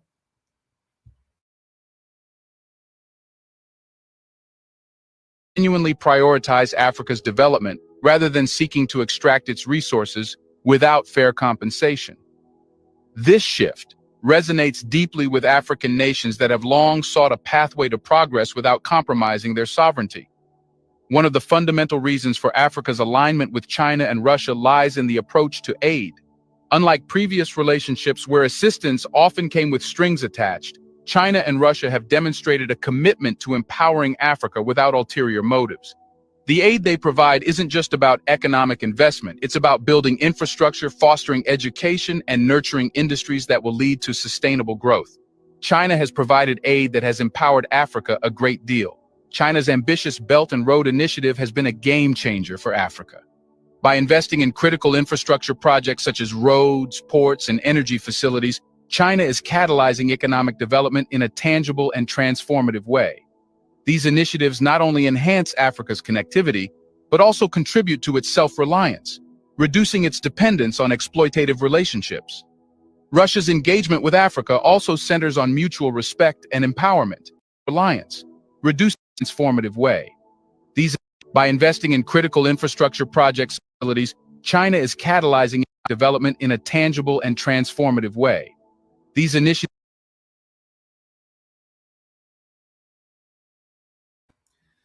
All right, folks, sorry that I paused this video. Now, the picture you see right there, this picture is Africa. That's the kind of relationship, that's the kind of diplomatic relationship with Africa and the US and Europe. The picture you're looking at here, that's the kind of infrastructure we have, infrastructure relationship Africa have with Europe and the US. Since the 1600s, even beyond the 1600s, Europe and the US have been on the African continent. That's the kind of diplomatic relationship, that's the kind of development we have. Then the question becomes, what have the World Bank aid done to Africa? What have the relationship between US, Europe, and Africa? Do you think if the US, Europe had a good relationship with Africa, do you think Africa would turn to Russia? Do you think Africa would turn to China? Absolutely not. The only reason why we turn to Russia and China is because of the bad relationship US, Europe have with Africa. Is oppressing, is demonizing, is torturing, is killing, proxy war, exploitation. Before African people experience their resources, they have to be humiliated to come to America or to go to Europe. Many of them had to die on the sea. And today, people are still dying on the sea as we currently speak. People are getting drunk right now That's the kind of relationship we have with Europe and America. A relationship of inferior and a relationship with superior. America, you created your own enemy. The worst you have ever done to yourself is to make African people turn against you, turn their back on you. Europe, the worst you have ever done to yourself is to make African people turn their back towards you. And then you want to say African people are anti-white or anti-Europe. No, we are not. We are just making new directions. Let's continue here. You are your own enemy, not Africa. And by the way, the entire discussion, the discussion of the BRICS, almost every video that you watch or you see or you come across, the focus is on Africa. The focus is on Africa because Africa is the center of the world.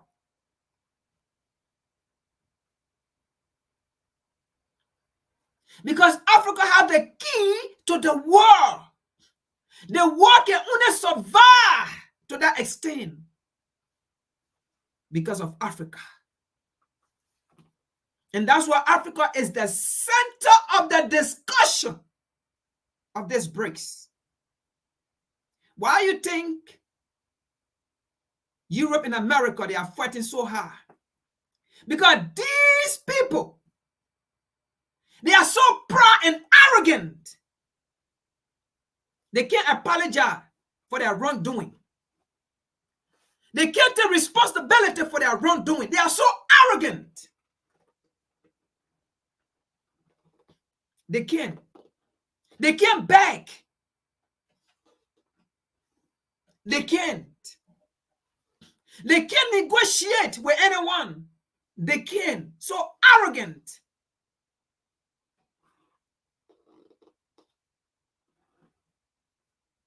And this is where your downfall is coming. The day you allowed Africans to turn their back on you. Now you understand the powerfulness of Black Jesus. Let's continue. There is no follow Jesus anywhere. There's no follow Jesus anywhere to save you. Only Black people can save you. Only African people can save you. Only the African continent can save you. But where we have come, bye. You are your own enemy.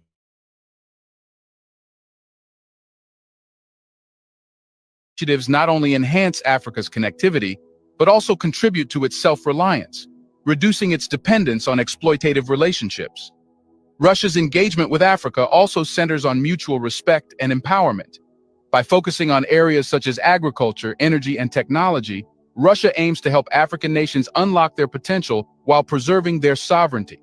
This approach resonates with African leaders keen to collaborate with partners who value their autonomy and agency.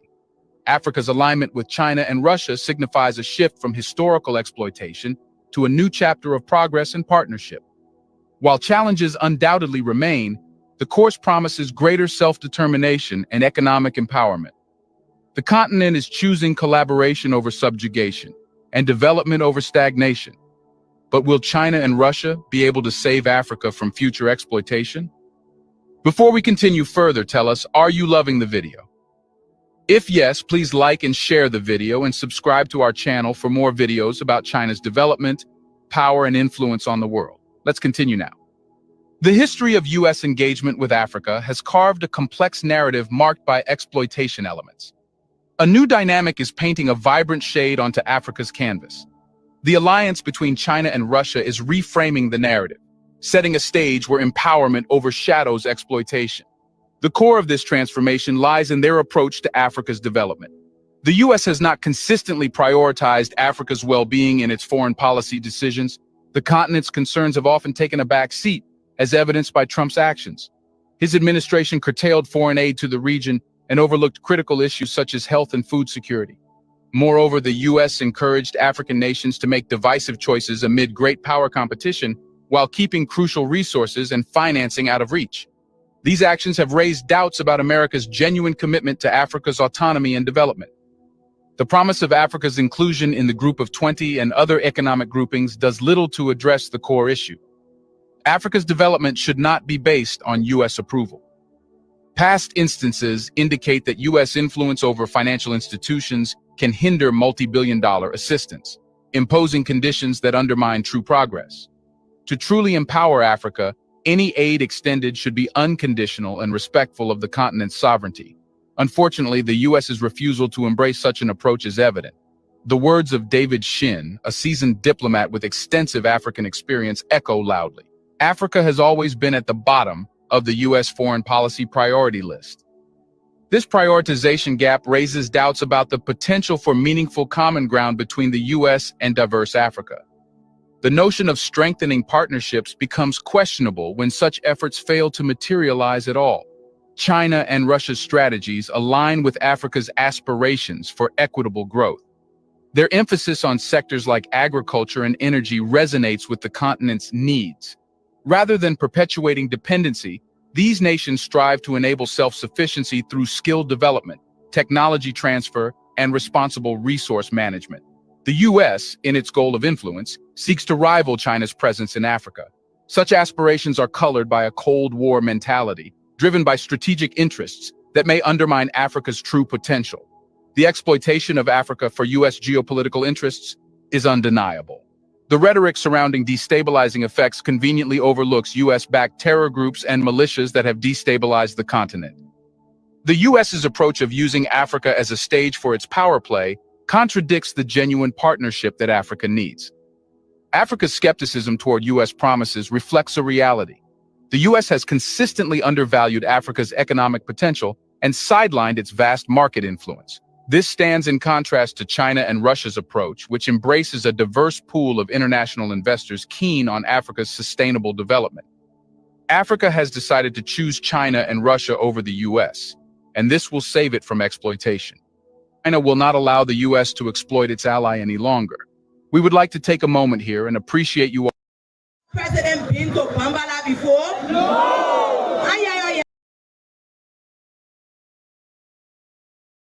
For the other video players at the back. All right, so you see the important thing about this current generation, right? 2023, 21st century. Even the narrative are being told by others, not only even African. That's the important thing about it. You know, Obama once said, democracy is failing because people fail to watch CNN, BBC, ABC, the mainstream media. How can democracy fail just because people fail to watch those media? How? Or because people have realized that those people, those media, they are liars, they lie to people, they indoctrinate people's minds, they put how they call it, they misinform people, they lie to people. I thought democracy is supposed to be performed, not what is said on media, not what is said on social media, or how they call it, on CNN or BBC. I thought democracy is supposed to be performed to reflect the life of the people. But you say democracy failed because people fail to watch CNN? What does that have to do with democracy if people go watch CNN? What does that have to do with democracy if people go and watch BBC? So if I watch BBC, does that make a nation to practice democracy? So if African people come and watch BBC, that's democracy. If African people go and sit and watch CNN, that is democracy. So right there, But watching CNN, it reflects on the livelihood of the people. So if I watch CNN, my problem is solved. Obama, I was speaking my African term. You are a mumu. You are a mumu. That's the great part about it. Not only Africans are telling the story. The world have come to a stale point to understand that Europe and America have been exploiting Africa for their own benefit. And you know why? Any people in America, not even African people, not even black people, non-black, they themselves are not even benefiting from the exploitation. They are not benefiting. So they have to come out to speak on these things. That's the important part about it. As long as it exposes them. Can't tell us say democracy is failing because we fail to watch CNN. So if a hungry person go and watch, if a hungry African go and watch BBC in Africa, will that solve their problem? Will exploitation stop? Will America start exploiting Africa? If African people go and watch BBC, African people go and watch CNN, will that stop the exploitation in Africa? Oh. So you are telling us because we fail to watch BBC, CNN, it is difficult for America to lie to us. I repeat myself. The best you can ever do to someone is to hurt them with the truth, than to make them comfortable with the lies. Because they get to know the truth. That's the time you will take them to be your enemies. But they are not your enemies. They just realize that you've been lying to them. That's all. Let's get to Gabon. So, Africa is not an enemy to Europe or to America. So, America, even if you watch my video, you watch this podcast, even if you come across, because I know you're going to come across it, I am not your enemies. You are your own enemy. Yes, I cannot be America enemy. I cannot be Europe enemy. In fact, African people, we don't create enemyship. All right? We have never created enemyship. Africans, no. We are not your enemy. We cannot be your enemy. You are your own enemy. That's the bottom line. So if you come across my video, and which of course I want you to come across it, oh, I'll be so glad. My soul will rejoice if you come across my video. I'm thinking, yes, my soul will rejoice if Obama, if Biden, if Blinken, Congress, if you come across my video, my soul will rejoice. I want you to see it. So that you can know you are your own enemy. Let's continue. Let's go to Africa. Now let's get into Gabon. I don't know how can it be a coup when ECOWAS, AU already have a meeting with the authority of Gabon. Then before coup take place. How? Folks, you see the game that was played? Could it be that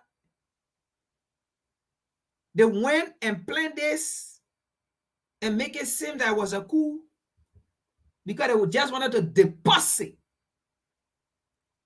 Mr. Bongo? Because America, Europe, when they are done with you, they treat you like a trash. They deposit you like a trash. And that's what they did to him. They trashed him. Because if it was not going to happen this way, true revelation was going to take place. But what happened in Gabon is not a revelation, though. I can tell you for this. I can tell you it was a plain thing. It was never a revolutionary tactic. The real revolution was going to take place if this was not going to happen. So this was planned. Since this thing happened, have you ever seen the opposition leader to come out to speak? I ask you a question before we even get into it. This is a revolutionary channel. We don't come here with opinion. We sit down and think and get into the mind of our ancestor, of our forefather. We call them to speak to us. We call them to get into our head. And while they are into our head, they began to ask a question. AU met with the opposition leader in Gabon before their coup took place.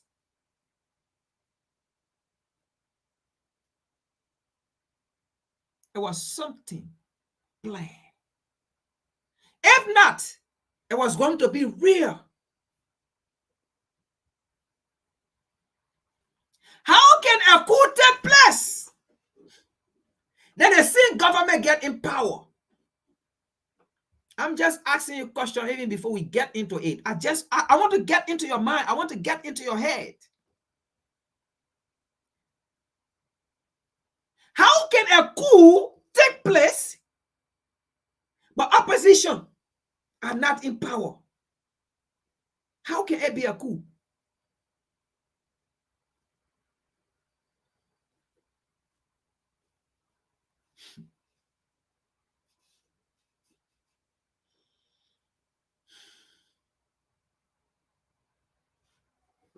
Let's continue.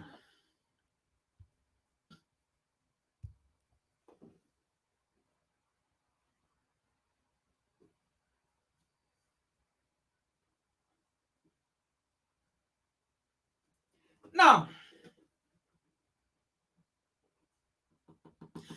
I want to bring out a video first from Dr. Arakena, because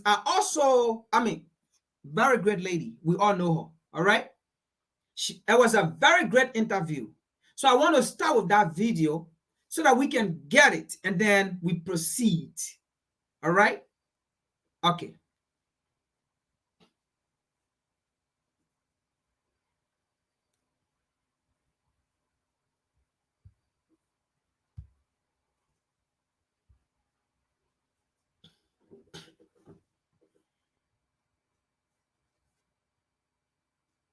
Because I also want her, very great interview, by the way, okay?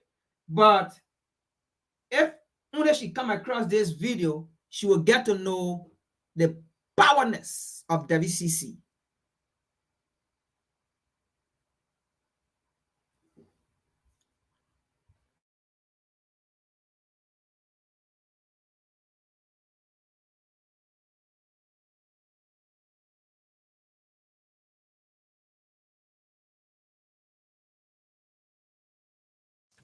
Most people have no clue that in 2023, the best way to make money on Amazon is not with.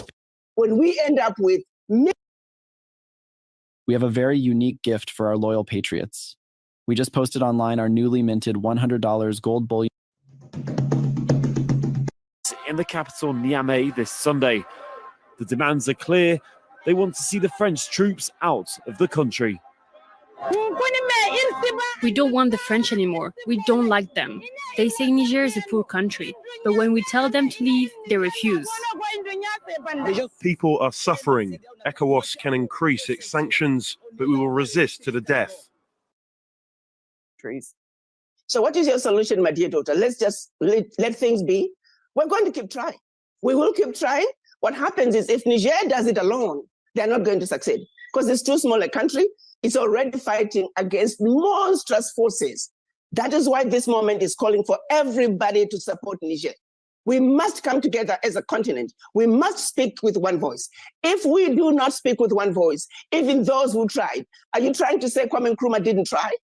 He tried, but he was alone. He was not supported by many African countries. Had Africa come together When at the African Union in Addis Ababa in 1963, when Kwame Nkrumah and the Casablanca group were saying Africa for the Africans and African Union now, had the Casablanca succeeded back in 1963, Africa will be sitting in a different position. So my message to the Africans is, any African country that tries to stand up against the West alone without the support of other African countries, they are not going to succeed. Make no mistake about that. We are a tiny little dot in the ocean. But when we come together as a continent, that's why Niger must be supported, Mali must be supported. They have taken a position that is right, a position that is good for the Africans, a position that simply says exploitation of the continent can no longer continue. My daughter, you tell me, are you okay with all our natural resources creating millions of jobs for European kids when our kids cannot get jobs because our natural resources are not getting value addition? Are you okay with that? Do you call that democracy? I agree. Yes, I do agree. And also I disagree. First of all, again, going back to the genesis, keep in mind that we have walked away. We were made to walk away from our own traditional values, from our own culture, from our own indigenous ancestral leadership values. We are following their guidebook. We are following their ways of leadership. What kind of leadership tells you this is democratic? What is democratic about France forcing African countries, bullying African countries into giving up their financial resources? My daughter, answer me. What is democratic about that? What is democratic about France occupying African countries without their authority? What is democratic about France taking natural resources out of Africa? 90%, 95% of Niger's lithium is powering Europe and France. What is democratic about that? So you're saying, oh, forget that democracy.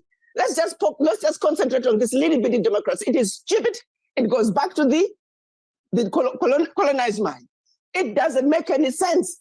Before we can talk about democracy in Africa, let's practice democracy from an international point of view. Africa is not going to Europe to steal from anybody. Africa is not going to Europe to invade anybody. Let's go there first.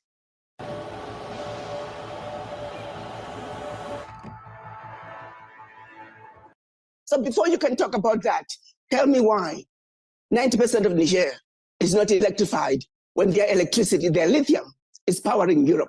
Answer that. Now we can talk about democracy. Let's not be stupid. Reality is, what is happening in Niger is those students in that dining room. It's now a mutiny.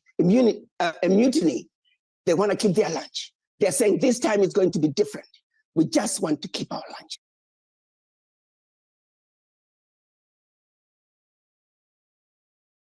And through that document, African countries, the former French colonies, upwards, it used to be 85% of their bank reserves had to be deposited with the French treasury. It's now down to around 50 to 60%.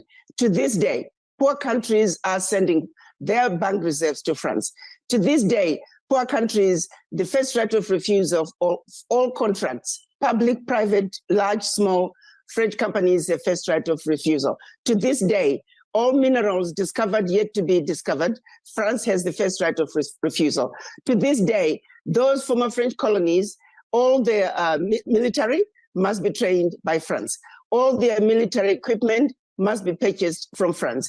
And France has a presence in their countries and can invade those countries without notice should they feel their French interests are being violated. So at every level, the document is horrible, and it remains in place today. I was horrified when I began to see the extent to which people simply did not know.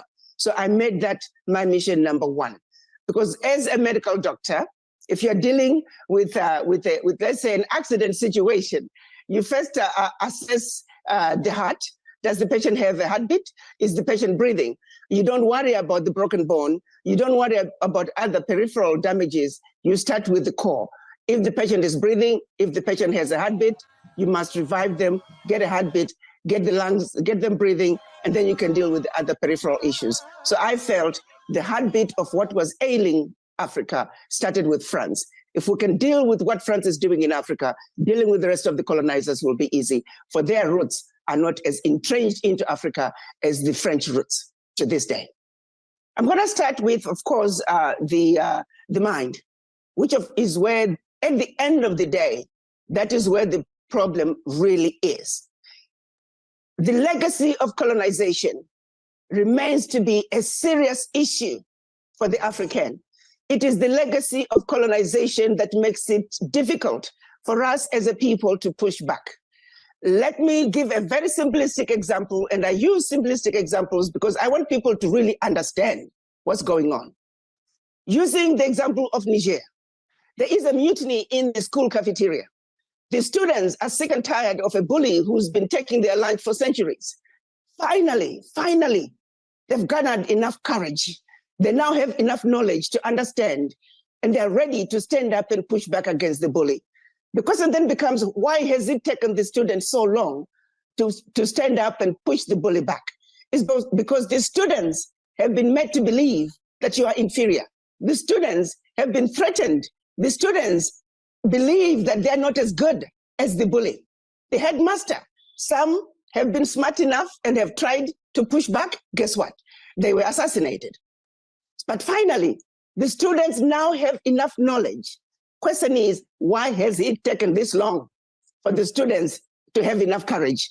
But be it as it may, the legacy of slavery, the legacy of colonization left the African in feeling inferior, feeling they're incapable, admiring everything else that somebody else is doing, that everything African is undesirable, that we're always looking to what those who don't look like us are doing, and we want to emulate what they are doing. That, to me, the biggest risk to Africa's development is the mind. The biggest problem right now is the mind. I still believe it is the mind. Secondly, the average African leader is fighting with their hands tied behind their back, and in some cases also blindfolded. I really don't want us to get lost in the mud about peripheral issues. Remember what I said, you get into an accident situation, first you assess the heartbeat. Does the patient have a pulse? Is the patient breathing? We worry about the blown up eye, we worry about the broken bone later.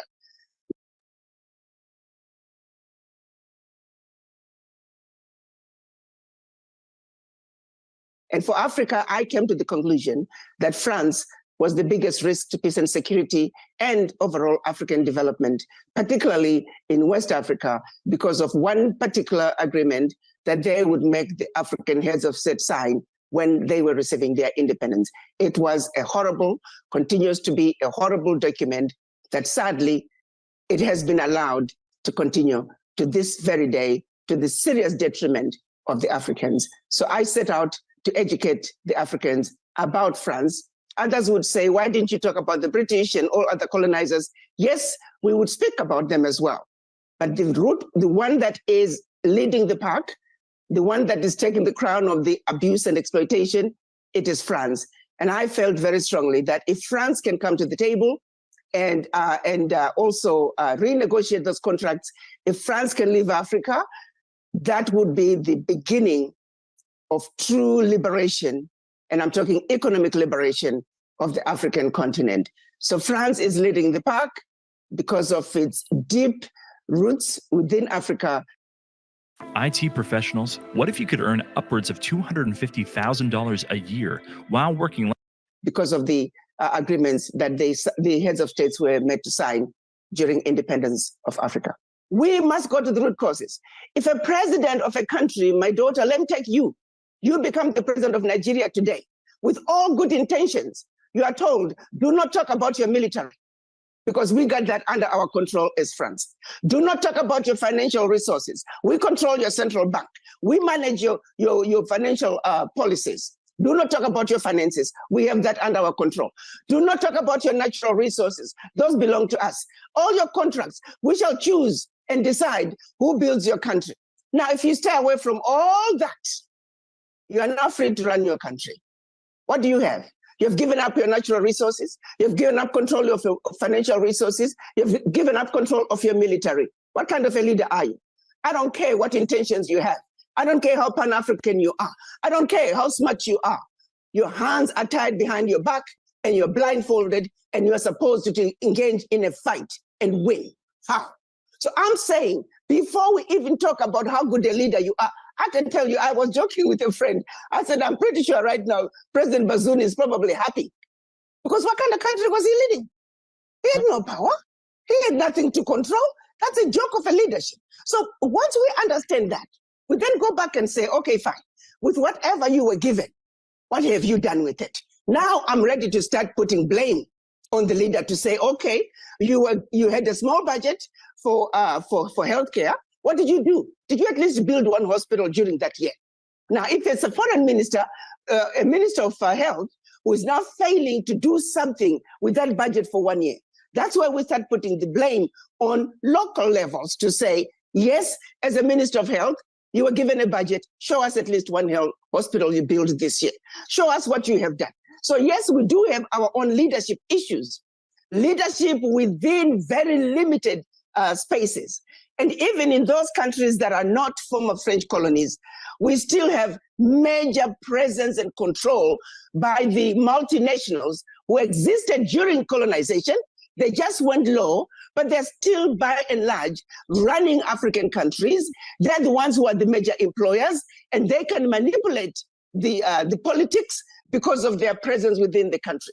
They can gang up against a country and decide suddenly 10 of them, 15 of them can leave the country, taking away with them hundreds and thousands of jobs. So they still have some soft ways, underhanded ways of dealing and upsetting African economies. It still goes back to the former colonizers. So as we talk about our issues in Africa, let's not look at them in isolation. Let's understand in a holistic way all the issues that are coming to play when we end up with millions of youth unemployed. Why? Understand the entire process. Millions of children going to bed on an empty stomach. Millions of children dying, women dying while giving birth to another life. Let's understand the entire genesis of what is going on, because the tendency is for us to be pigeonholed and follow into this rabbit hole of a tiny little issue without understanding the genesis of that issue. And that is the holistic approach that I want the new African to fully have a depth of understanding of what is going on. So we know when we are fighting, is it a fight that is local, that goes to my house? Is this my village fight? Is it my provincial fight? Is it a country fight? Is it a sub-African, sub-regional fight? Or is it a continental fight? At every level, there are certain tools in our toolbox that we need to pull out. But to think you can take a village issue and apply it to a continental issue, that is stupid, that is ignorant, and we want our people to be politically mature and understand what fight this is, where we call for unity at the village level, unity at the national level, unity at the party level, unity at the continental level. So your question is a very difficult one to answer.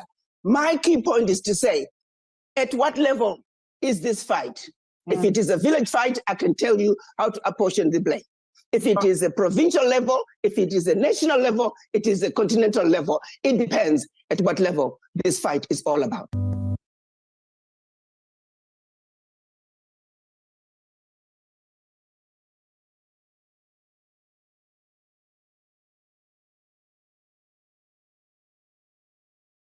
Yes, actually, you're quite right. I am African first and foremost. I'm an African who was born in a place called Zimbabwe and became a Ghanaian citizen through marriage. And so, yes, the answer is yes to all your suggestions. But first and foremost, I am an African. As a medical doctor, I went to Washington, of course, reluctantly. But of course, once a doctor, always a doctor. I started making diagnosis while I was in Washington. And my diagnosis, first and foremost, became the ignorance that we had of our understanding of Africa, not only as Africans, not as Black people around the world, but even members of Congress themselves. The homeless problem is getting worse, it's not getting better. Crime is getting worse, it's not getting better. Regulations are getting worse, it's not getting better. People are bailing on California in record numbers. More than half the US government, they really don't understand Africa. So I set out to address the issue of the ignorance about what was going on in Africa, educating the African diaspora primarily, and secondarily, those in the US government and anybody else that wished to listen to the message. Because I felt that that was the root cause of what was going on in Africa, the lack of understanding and appreciation of what was really going on in Africa, and more importantly, identifying the root causes. I'm not going to run for any office. The only office I would consider running is the chairman of the African Union Commission. That's it. Because I do feel that there is a need for a voice there. Right now, there is no voice. African Union is like a dead entity, and something needs to happen there. African Union is one entity that could speak on behalf of the continent, that could speak and call out those who are abusing Africa. It is the one place that we could. Okay, folks, sorry to come in a little bit. She made a very great point. I mean, like I said, she's very great in every point she has given, right? But she said one thing: African Union is dead. If I may paraphrase it, African Union is not existing. All right, that's going to lead into Gabon. Like I said, how can you have a coup when you have the so-called African entity, when you have the so-called ECOWAS entity? How can you have a coup when you have these two powerful, right? I would say powerful entity on the African continent are supposed to solve African people problem, right? How can you have them in a meeting with the Gabonese authority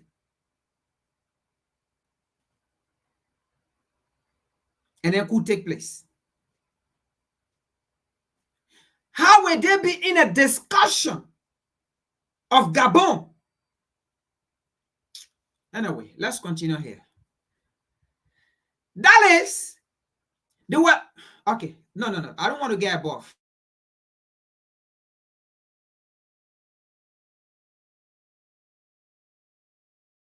Would actually let the world know that the exploitation and abuse of the African continent has got to come to an end. That voice is not there. That is the only place that I think I can make a difference. Besides that, no. I'm already in Africa, by the way. I spend half of my time in Africa now. I travel quite a bit, and I intend to continue to do so.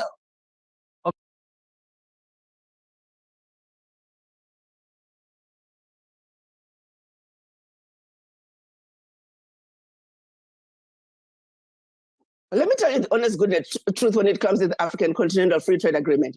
It's a wonderful idea. It's the one thing that the African leaders have been able to accomplish that was discussed during the creation of the OAU. Of course, we talk about one military, we talk about one currency, one customs union, and all that. Of all the required pillars of Africa's development, the trade is one issue that the heads of states have been able to deliver.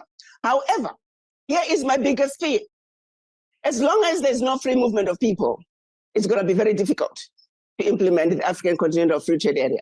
As long as we still have the exodus of African capacity, we are going to have issues with implementation of the African Continental Free Trade Area. My biggest fear right now is that because of the African Continental Free Trade Area, we have now put a system in place where if we do not wake up to the reality, we are going to be handing Africa back to the colonizers, this time on a silver platter. Who has the funds to build the transcontinental highway? It's not us, Black people. Who has the funds and the capacity to bring about the development, to build the ports, to build the infrastructure that is required? It is not us. So who are the companies that are getting the contracts to implement the African Continental Free Trade Area? They're Chinese companies. Sorry, folks, let me come in a little bit, okay? So we see something over there, right? It's called the African Continental Free Trade. When they brought this in, I believe it was around, was it 2016? Somebody help me. I think it was around 2016, right? When they brought about the ECO as well, the African Continental Free Trade, and then they brought about the ECO, that is, I think, West Africa currency, right? To have one currency. It was the same United States, the same France, the same Europe that got into it, okay? Because it was, first of all, you know, the whole West Africa, there, all the French, and you know, the people that were assimilated by the French, and assimilation mean, right? You stop everything of your identity and do everything of French identity, French culture, everything. That's a French assimilation right there, right? It was going to cripple France. Yes, 2016. Thank you, Nkrumah. It was going to cripple France, right? What a date. The ECO, the African Continental Free Trade, AU, and ECO sat down there and they listened to their colonial master. It was done. It failed. That's the same thing we're talking about here. And that's why she said AU is dead. And that's why I said last week, we Africans should not honor AU. We should not respect AU because AU is not an entity for us. And Dr. Arakena, I'm so blessed. Thankful that she have said it. We should not honor ECOWAS and AU, and we should not take our problem to AU and ECOWAS. There is no African entity on the African continent, especially in West Africa, that we can take our problem to. The best thing is to take our problem by ourselves in our own hands. Where did that ECO go? Who stopped ECO? Was it African that stopped ECO? No, because they listened to their colonial master. I ask a question again. How can ECOWAS AU have a meeting in Gabon? I'm just reminding you before we get there. We're going to get to the juicy part. I'm just reminding you, okay, before we get to that part and see what I'm talking about. What happened in Gabon? It was never a coup. I mean, it was a coup, but it was not a revolutionary coup like Niger. That's the difference. Niger was true liberation. But what happened in Gabon is not liberation.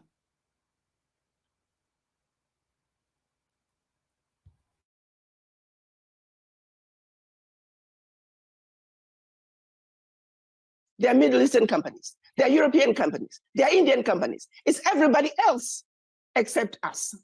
I have not seen a push to promote Africans coming together as a continent. I've not seen a push to line up the opportunities and say 60% of these must be occupied, must be run. These contracts must be given to Africans, must be given to Black people. I've not seen that document that's demanding that X amount must stay with the people. That is where I see the problem going to be. If we do not manage the implementation of the African Continental Free Trade Area, we are going to be handing Africa back to the colonizers, this time on a silver platter. That is my fear. Somehow, what Dr. Arakena is saying, somehow it already happened. Somehow it already happened. Who said they should go fight Niger? They should go invade Niger. You think it was ECOWAS? You think it was AU? It was Europe and America. Idea to invade Niger. And who was going to go invade Niger? AU, ECOWAS. So, in some other way, it have already been. But we Africans will not allow it to happen. Let ECOWAS take her weapon to come and fight. Let AU take her weapon to come and fight. That's the time African, everywhere will go on the African continent. Are there any Nigerian army to listen to Tinubu to go say they are going against any African nation, not even Niger? They are going against any African nation. Are there Ghana, Nana Akufo-Addo, to bring out another Africans to go and fight another African nation and say it is ECOWAS army? That's the time we will see the masses of Africa. That's the time we will leave this country and go to Africa to fight. You will not know where Africans will come from to fight. If Africans fight for America, if Africans fight for Great Britain, if Africans fought for France, World War II, why we can't fight for Africa? It's a warning to Senegal. Senegal, your days are coming. And we dare ECOWAS or AU to even say they are going to carry army. The few army that will volunteer to go fight for ECOWAS or AU, they will die. They will not survive. We are not playing for. So we don't respect ECOWAS and AU because ECOWAS and AU, they have made it clear to all that they are not in African people's interests. Just the other day, ECOWAS was in Spain asking the European Union, asking, you see how stupid these people are, asking European Union for help. For help against who? ECOWAS in Spain asking European Union. The same European Union that said they should reinstill Bazou in order for a pipe, the transatlantic pipeline, to go to Europe to get them current, while millions of Africans in Africa don't have electricity. And you went to Spain asking Europe for help. For who is fighting Africa before you go into them for help? You see how stupid and dumb ECOWAS leaders are? Stupid and dumb AU leaders are? You put sanction on Niger, AU, for the benefit of Europe and America. You put sanction on Niger. I mean, you see Africans all around the world jubilating for what happened in Niger. I thought you were there to serve Africans. But in our jubilation, you put sanction on us because we were jubilating or we are jubilating.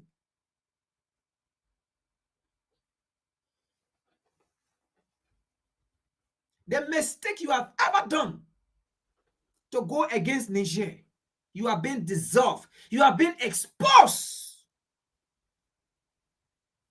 I dare you. The West or America gave you ammunition, and you go put army together and you call ECOWAS army or AU army and go to any African nation. You will regret it. You will regret it. You know what? None of you parents, none of you family will travel to Europe and America. Before you even get on that plane, the whole airport will be on lockdown.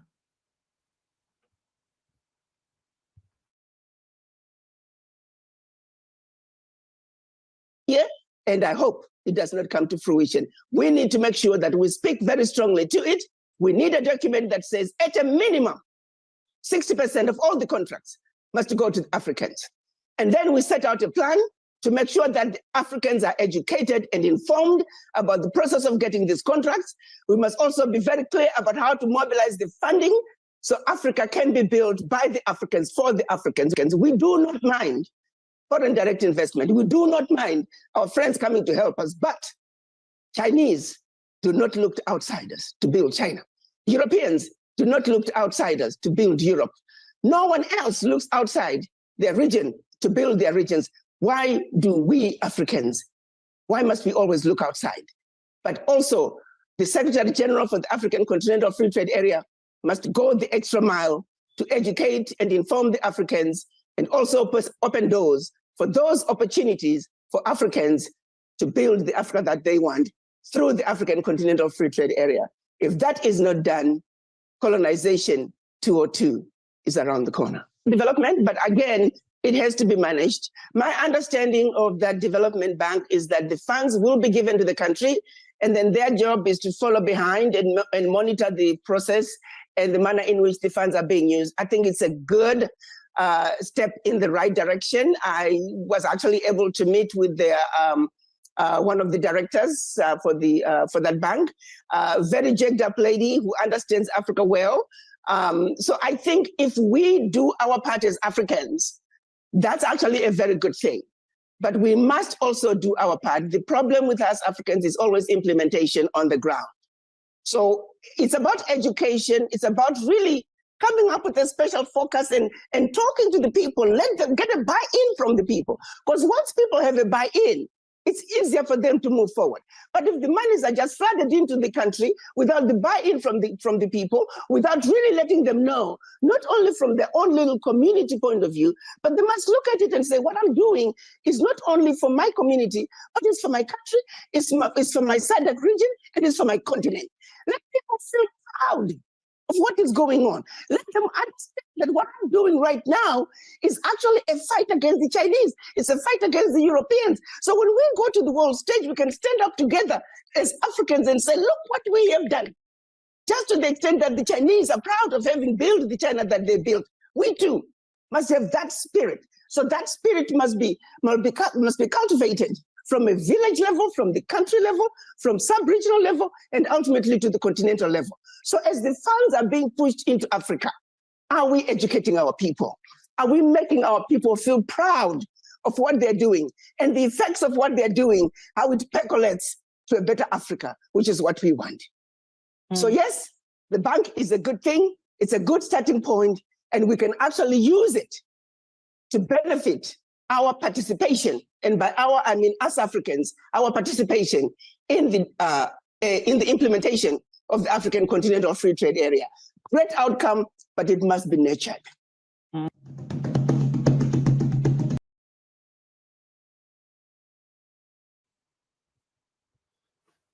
All right. Let's get to this.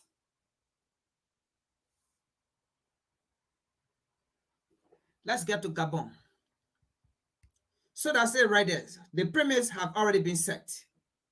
So ECOWAS and AU, we dare you go and invade any African nations that actually stand for true liberation. We dare you. Go and try it. Let America tell you to go and invade any African nation. Let Europe tell you to go and invade any African nation. The colonizer, the imperialists should tell you to go and invade any African nation when we are fighting for liberation, when we are fighting to take things back that belongs to our resources, our mind, our dharma. And then you go and invade any African nation. Try it. Try it. Try it.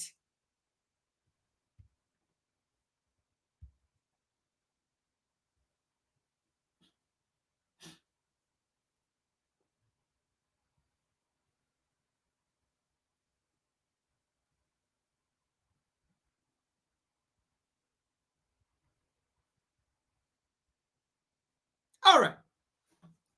So this is Gabon.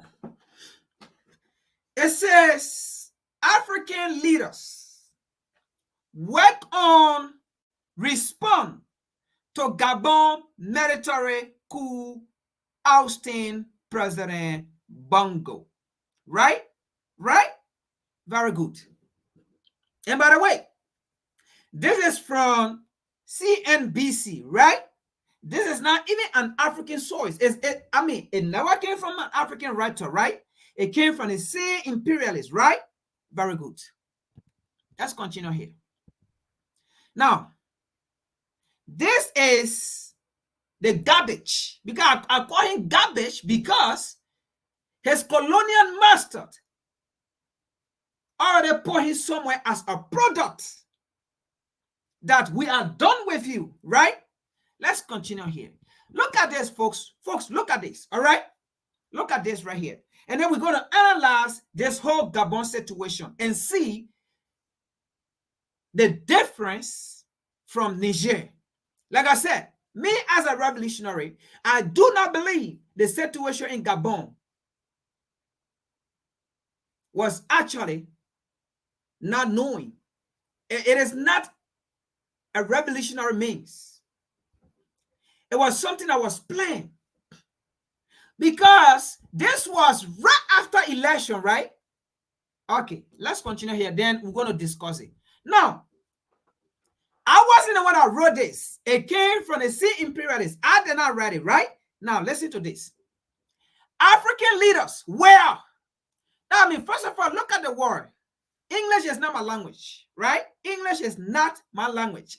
I learn it and I apply it. Now, they say African leader, well, so that means initially it happened before the coup, right? It happened before the coup. African leaders were working. So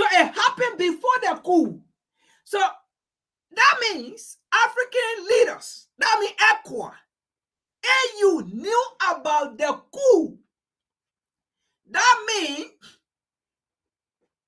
the coup was a second option that ECOWAS came about. You know what?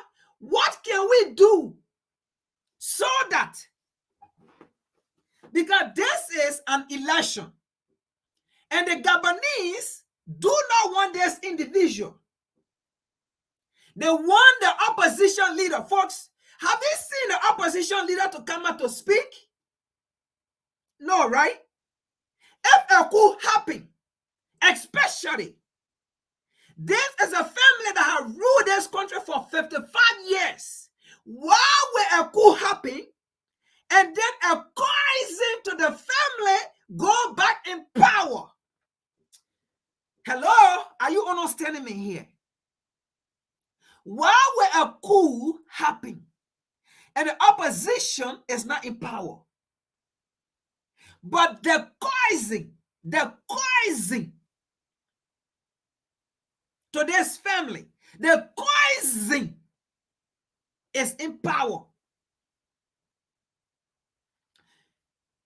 Ali Bongo came in office, I believe, in 2013.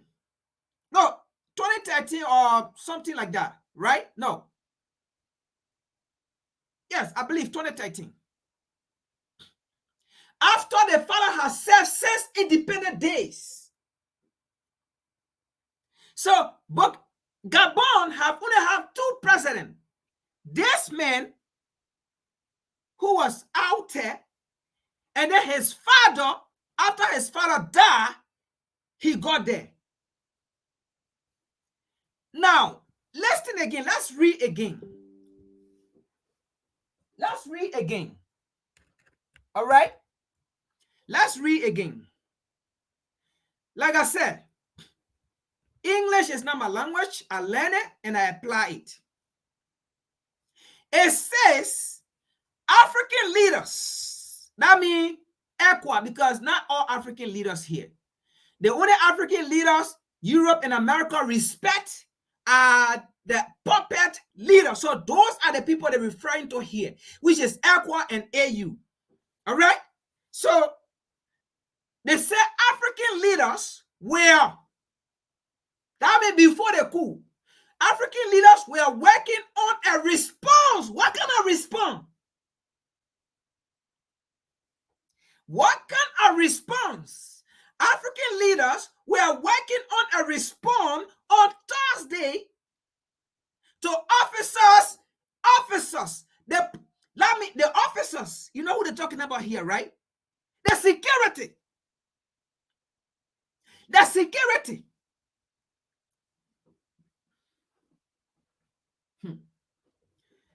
African leaders were working on a response on Thursday to officers in Gabon who, you see it right there, who outed President Ali Bongo.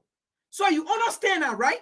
So they were already planning, they were already in meeting on what to do, because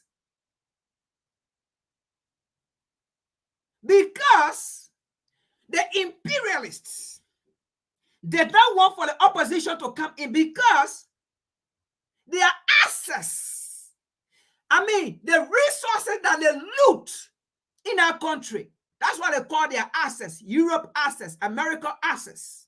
Their access in Gabon. If opposition come into power, it will become problem. So they were in agreement, they were in meeting with the soldiers, with the officers, while elections were taking place. So I believe in our meeting, it was discussed that, listen, the election going to favor the opposition, because the people do not want this man in power, this family dynastic in power. They were in favor of the opposition to come in. But if the opposition come in, that means the imperialist agenda or interest in Gabon will be at stake.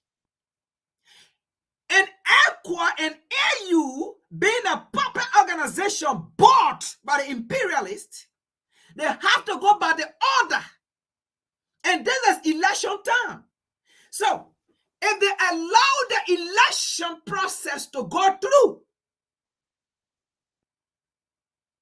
you know how the result will be. So what they did, I believe, the options was, because no matter what, opposition was not going to win. Because during that time, what they did, they closed all social media during the election time. They closed all social media for people to not see it being transparent. This is the same Europe and America who always love to talk about transparency. In fact, whenever Europe and America are involved in your election, that election is going to be fraud. We just saw it with Nigeria. It was already planned that it should go this way. Now, they could not remove this man before the election. They could not carry on this tactic before the election. So they make it seem that after the election that he had won the election, then the military should go in and act like a coup. Because the people have to be in favor of the military. Because, listen to this. You know what makes this thing so unique that people do not understand the game that was played behind the scene? The people are happy because in their mind, they voted for opposition, but this man rigged the election. So they are happy that since this man rigged the election, and the army went in and removed this man, it was a good thing the army did, so they are on the side of the army.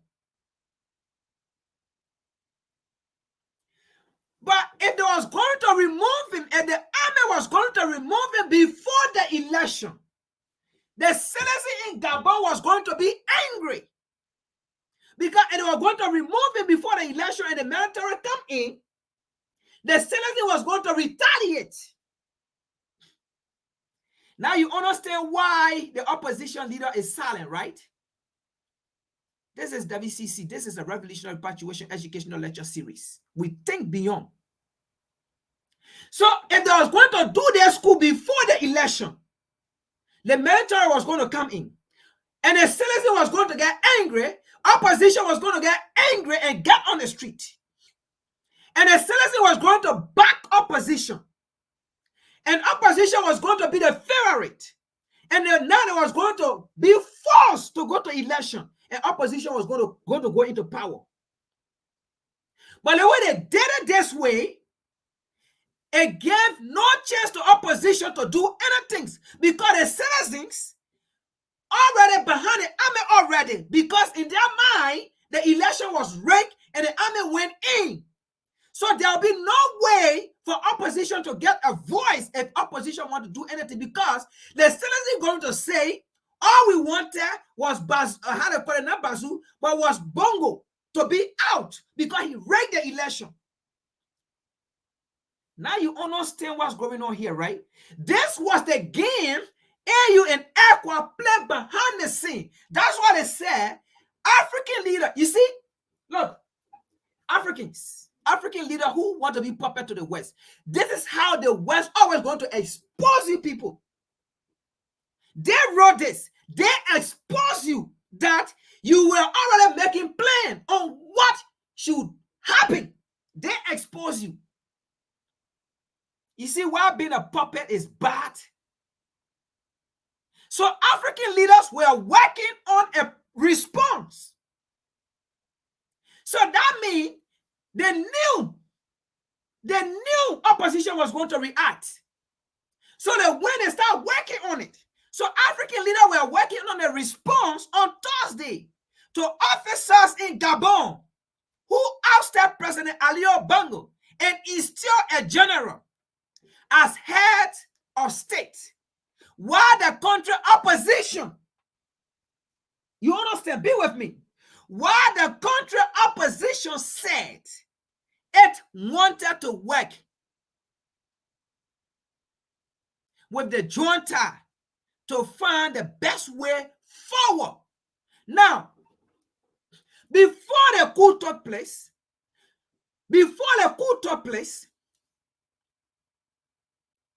the opposition, they met behind the scene, like I told you, right? Opposition said, before the coup took place, opposition leaders said, because at that time they were not yet junta. They were not yet junta. Opposition leaders said he want to work with the officers. At that time they were not junta. They were just officers, military officers.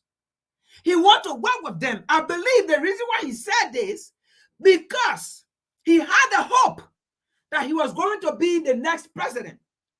And if he don't make such statement that he want to work with the army will not allow him. So all these were said before the coup took place.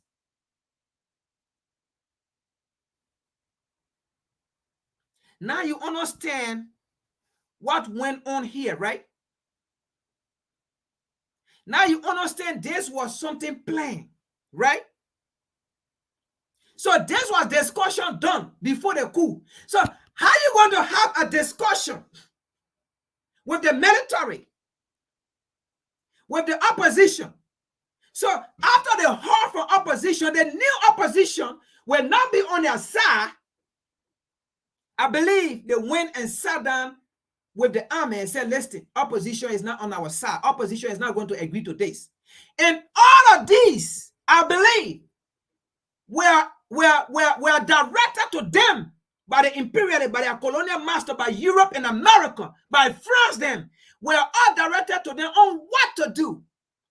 Because the worst thing is for the people, that the way it happened in Niger, to go against the military if they don't do the right approach. So the best thing here is for the people to be on the side of the military so that the people will think that it is a true liberation.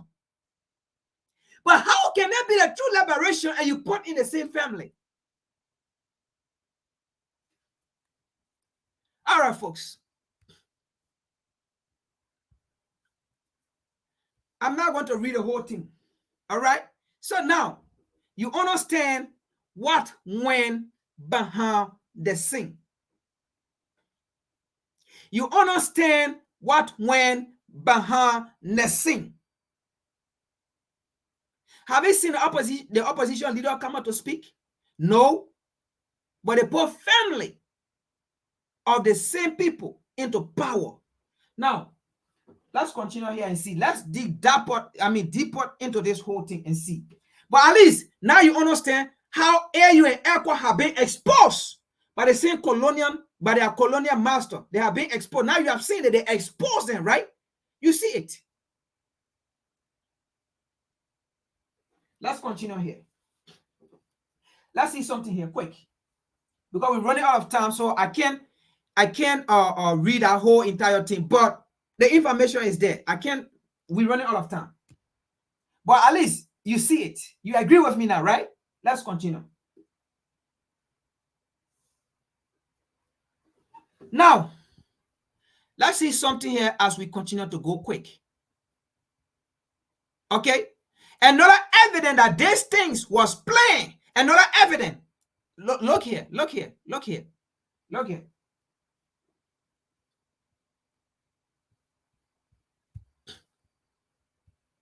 Look here. So, first of all, right, there have been about 5 coup attempts in Gabon. And none of those coups work. Why it did not work? Because the US, EU, or the European Union, they were part of it.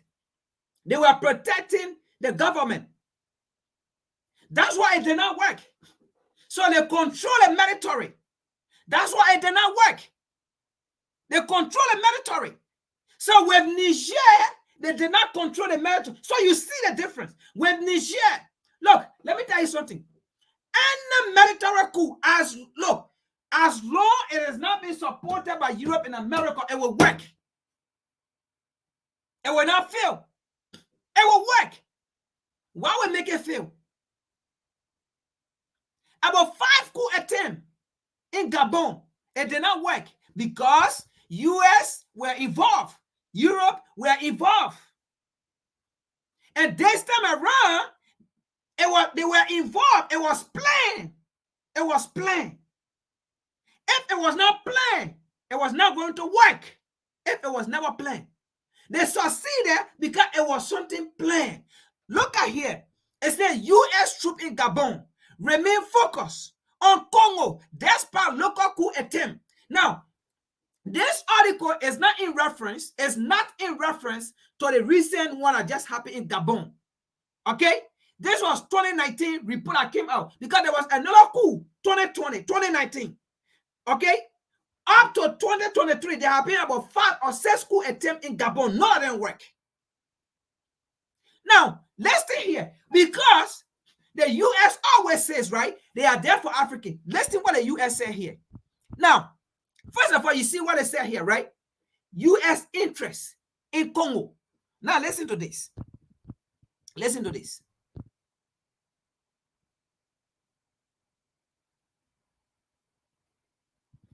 Listen to this.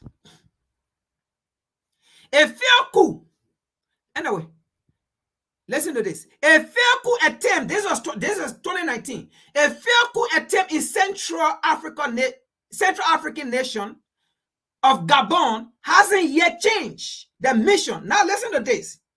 Hasn't yet changed the mission of U.S. troops deployed there last week in response to potential violence in the nearby Democratic Republic of the Congo, U.S. Africa Command. So now you understand, first of all, why these people are on the African continent. They are there against Africans, and they are there for the mineral resources that they will exploit. What kind of interest U.S. have in Africa, if not the resources? If not the resources, there are no interest of U.S. in Africa. So when they are talking about U.S. interest in Africa, is it for the African people? It's the resources. Because they have no investment there. They have no businesses there. But the mine that they exploit, the diamond that they exploit, the uranium that they exploit. Let's continue. The lithium that they exploit, that's their assets. That's their interest. But let's continue here. Now you see they expose themselves already.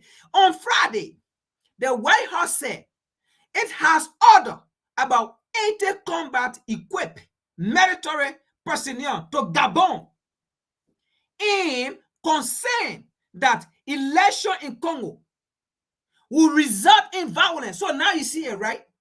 Election in Congo will result in violence. Now you understand what that means here.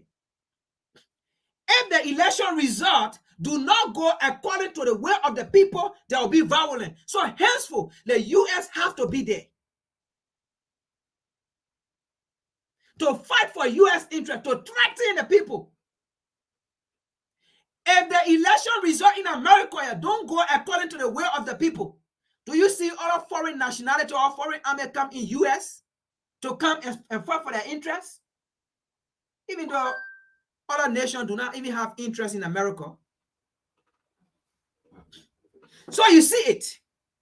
Now, let's say I'm going to read again what it said here. On Friday, the White House said it has ordered about 80 combatant equipped military personnel to Gabon in concern that election in Congo will result in violent clashes and possibly pose a threat to U.S. diplomatic access. Now pose a threat to the people. They don't care about you people. You guys can die. But at least the U.S. diplomatic access. What is in Africa that we can point to that it is the U.S. diplomatic interest or access? What have the United States planted in Africa that it is of access to the U.S., if not the African resources?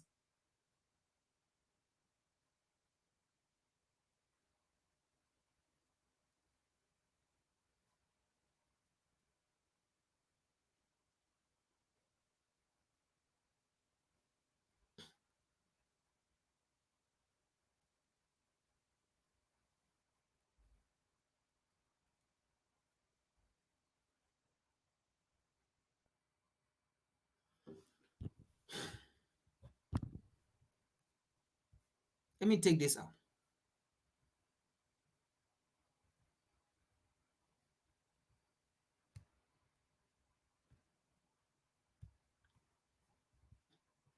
All right. So now you understand, right? How there's whole thing in our region, the Gabon, the Congo, because they are all in our same region. Now you understand what is going on here. You understand, but that whole coup in Gabon, it was planned. You understand how that whole thing in Gabon was planned, right? Let's continue here. Let's see something here.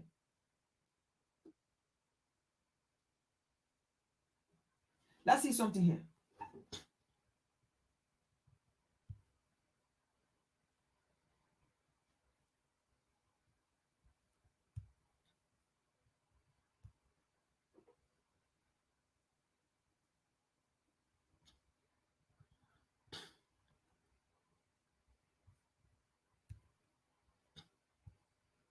Now, you know what just happened in Gabon, right? Of course, the US just have to respond, right? Of course, Europe just have to respond, right? Of course, France, they just have to respond, right? But let me ask you a question. Since this happened, have the US ever come out to say they should reinstill Bongo? Has France ever come out to say they should reinstill Bongo? Has Europe ever come out to say they should reinstill Bongo? Because according to an election result, he won the election. Bongo won the election. So if he won the election, what have the United States never come out to say? It was a democratic process. Let him go there. What had Europe never come out to say? It was a democratic process. Let him go there. What have France never come out to say? It was a democratic process and he won it. Let him go there. Now you understand, this was not a revolutionary move. Have you seen that when it happened in Niger, where Biden, the White House came straight and made statement? Have you seen it happening with Gabon? Why have they not yet come out with a statement to say they should reinstate Ali Bongo? Because it was through democratic process and he won the election. Why are they silent? What have ECOWAS not condemned and say, you know what, you should reinstill Ali Bongo in 24th hour? Why have they not done it like how they did it to Niger? Why are they not making noise? All the way Ali Bongo said people should make noise. His allies should make noise. ECOWAS, AU should make noise. What have they not made noise? Why is this case different from Niger? If we want to say it is a coup, they said it was a coup, right? Fine. And Niger too was a coup. But why is this case different? Why are they not going to go invade Gabon? They said they was going to invade Gabon. When it happened, Niger, when it happened, ECOWAS said they was going to invade Niger. Why are they not saying they are going to invade Gabon? I just want you to understand something here. Let us be careful when we see some things. Let us dig deeper and try to understand.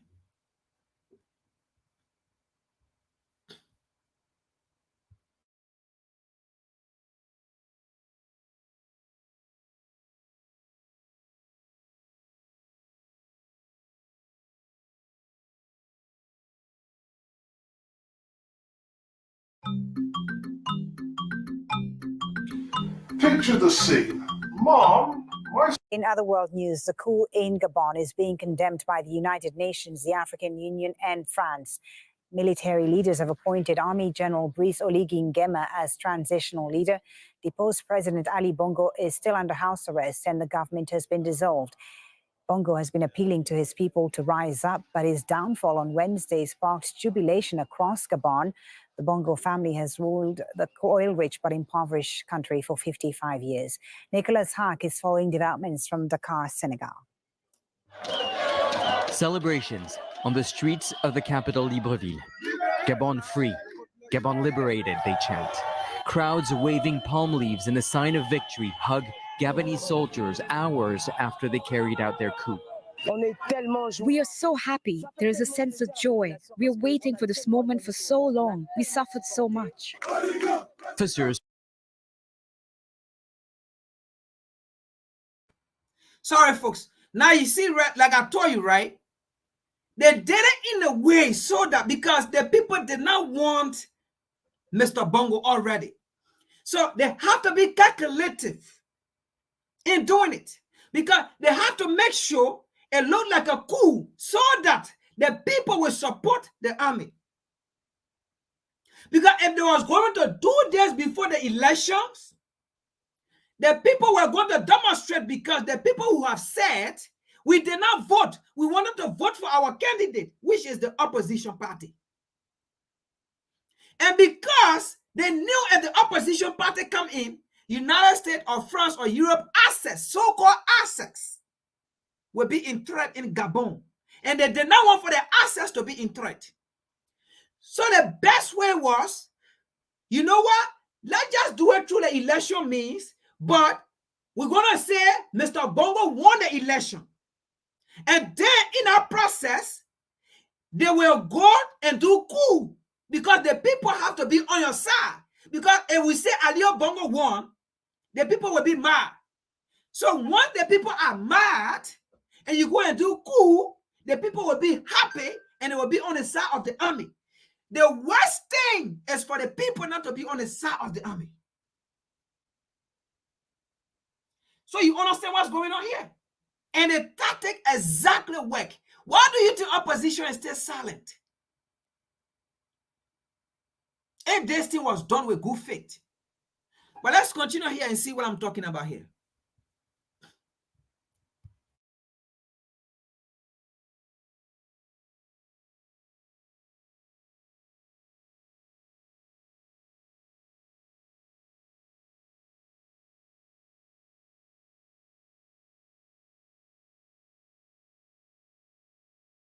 Chant the name of the man leading the coup. General Brice Clotaire Oligui Nguema has been named as transition leader in Gabon. He is the head of the Presidential Guard, which pledged to protect President Ali Bongo.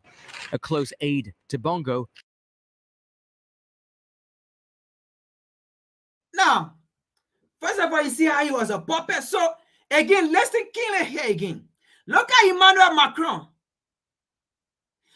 To see, look, where Emmanuel Macron ever hold the Niger president, the current Niger president, I'm not calling him joint tie, he is the president.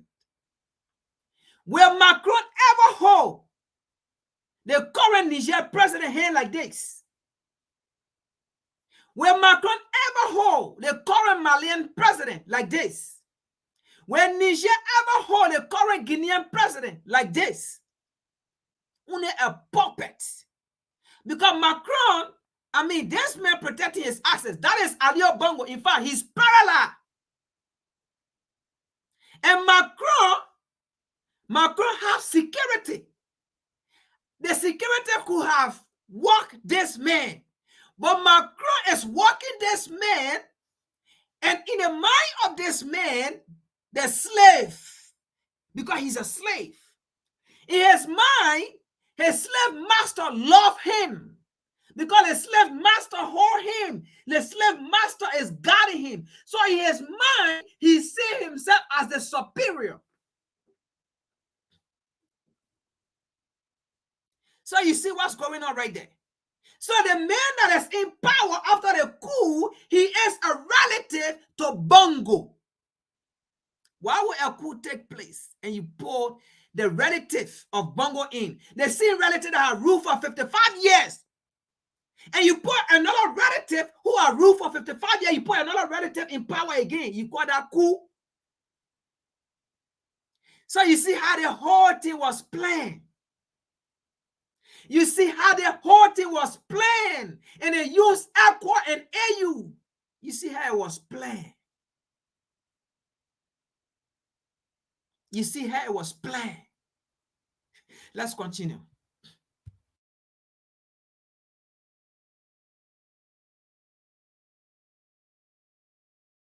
Oligui put Bongo under house arrest, bringing to an end the 56-year-long Bongo family dynasty.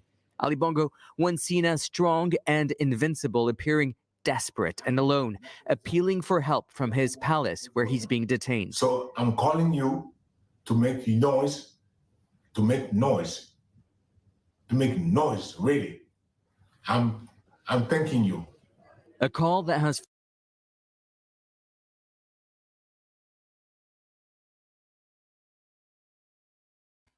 So he's calling to make noise. Who is he calling to make noise to? African? Of course, you know it's not Africans. It's not us. Who is he really calling to make noise? His colonial master. But one thing he forgot to know is that the imperialists, they use you. When they use you and they see that you are no longer useful,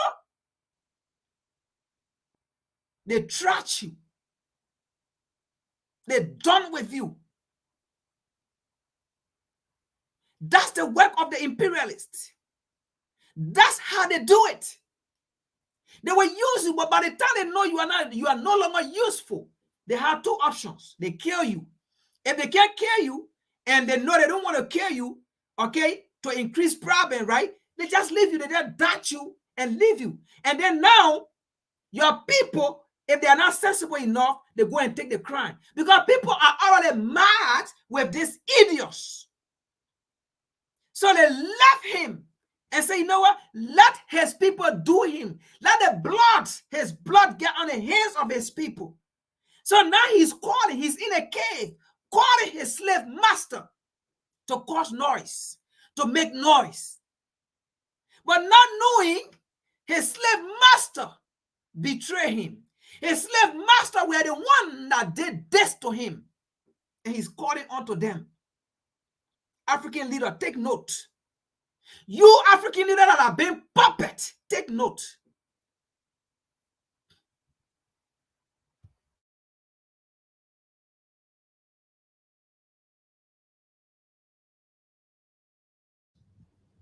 To make noise, really. I'm thanking you. a call that has fallen on deaf ears following the presidential election on Saturday. The vote was marred by massive fraud, says the opposition. Bongo ordered the shutdown of the internet and banned international observers and foreign journalists from covering the election.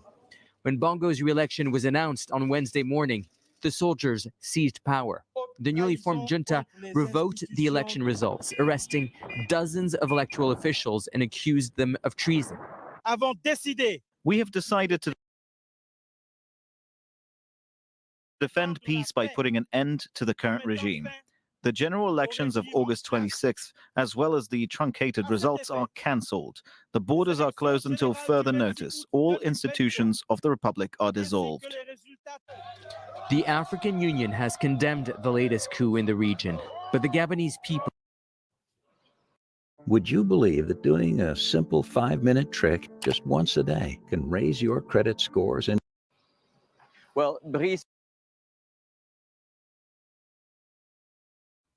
Now, they say the African Union have condemned it, right? Of course, they have to come out with a statement. If not, because look, this whole thing was planned. So they have to come out to either they are condemning it. Because if not, people will say, you know, why are they not condemning it? Why did they condemn? Because they don't want for people to understand that there was something done behind the scene. When you read the first article that I brought to you, they don't want for people to understand that there was something done behind the scene or this was something planned. So of course they will come out to make statement. But the reality here is this election, the man won the election because, I mean, let's say it's democracy, right? He won it.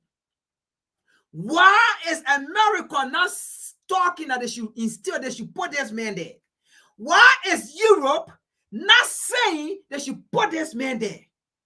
Why is ECOWAS silent? ECOWAS, look, ECOWAS, they should reinstall Bongo because he won an election. Accordingly, he won an election. Yes. Why? He won an election. Why are they not saying they should reinstall him? Why are they not saying, and they don't reinstall Bongo, they will invade Gabon? Why are they not saying it? You see, they thought They thought the approach they took was the right approach for us not to understand the game being played. But you know what? We understand because election went on. And the election commission said Bongo won. So it's democracy. Why is ECOWAS not saying it is democracy that should instill Bongo? Why is America or Europe not saying they should instill Bongo? Yes, because they were the one yesterday putting a stink mark on Niger that they should reinstill Bazou. Because Bazou went there democratically, he was elected democratically. Yes, Bongo was elected democratically. Why are you guys not saying he should go there? Because the game has been played.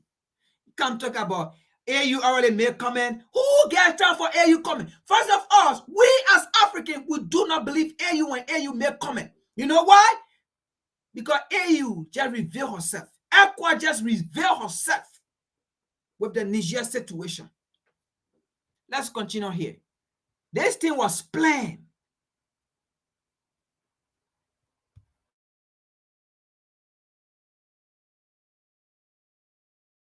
Oligui Nguema is known to the elite in Gabon and is known to the Gabonese public. He was a close aide to Ali Bongo's father, Omar Bongo. And then when in 2009 he died and Ali Bongo became the president, he was sidelined and brought to Dakar, Senegal, where I am here, where he was the defense attaché, and then in Morocco. During that time, the young colonel amassed quite a considerable amount of wealth, building homes, multi-million-dollar homes in the United States and also in Gabon. And he was brought back in 2009 when there was a coup attempt. And remember, Ali Bongo suffered a stroke. He was there to be. So now you understand who they put in there, right? The same man who have access, multi-million-dollar access in the Western world. They put him there. Now you understand what's going on here. But let me answer a question here first. African says Gabon is not part of ECOWAS, but ECC. Of course. But the reason why we mention ECOWAS is an African entity. They still have to make statement. If Europe that is not part of Africa do make statement in Africa, why can an African make statement? Now, AU as well. Comrade, AU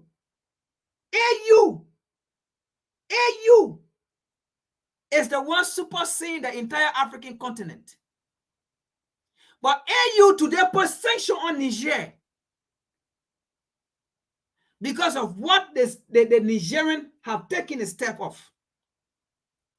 But AU did not condemn it.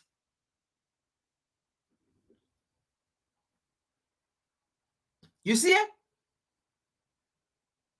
So even though Gabon is not part of ECOWAS, but ECOWAS still need to make statement because ECOWAS is an African entity. Africa is Africa. Africans are Africans. Africans should seek each other interests, one another interest. It is a one continent. Not these colonial bolos and nations created by the same people. But at least you are right. But my point here is they are an African entity that's supposed to look out for Africa, not only the West African region. And the West part about it, AU. Why can't AU say they should reinstill Bongo? Because he won an election. Because it's democracy. Let's just put it that way. But see the men they put in power. Now understand my point. The military government they put in power, this is a man that have multi-million investment in Europe. Do you think this man gonna be in favor of the people? You know what the West do? If you don't do things in their way according to them, they threaten you of your investment, of your banks in Europe and America, in the Swiss bank. So that's why they put this man there. Because this man is not going to be for the people. Because he's going to protect his assets in Europe and America, in the West. So he have to comply. If not, his assets will be frozen. You just heard a journalist. He have multi-million investment in Europe. You think it was by coincidence they put this man there? It was planned. That's what they said. Conversation was going on before the election, before the coup. These were all things that was planned. How can a coup take place and you take the same reality and put the same reality back in power? Does it make sense? You put the same reality. This man is a cousin. A coup take place, you take the cousin and put the cousin in power to protect Europe and United States assets or interests. And you call it coup. Let me say this to the Gabonese. This is not in your interest. It is a wasted effort being on the street. I'm sorry to say this. For lack of knowledge, my people perish. That is what happened to you. You perish. Thinking that it is true freedom. It is not freedom. You just perish.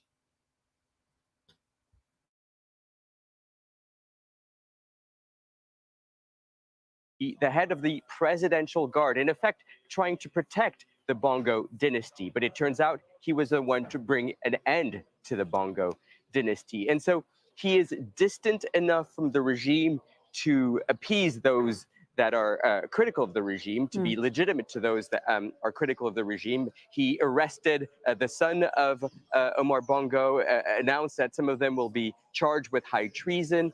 But he also is close enough to the regime that he has appeased those lucrative business interests that Gabon has with France and China and other players. So it's a break from the past, but also much of the same. Right. Fully? Now you understand it, right? Break from the past, but much from the scene. And you understand what he said? He's going to protect the interests of France, assets, Europe, assets, the colonialist assets in Gabon. So what a difference does it make? What a difference will it make? The same. He said it, much of the same. These are all tactics to say, oh, treason, he arrested his son, this. You know, it's all part of the game. You have to make people not to understand your game. Why will you put the same family in power and then you call it coup? And then you call it freedom?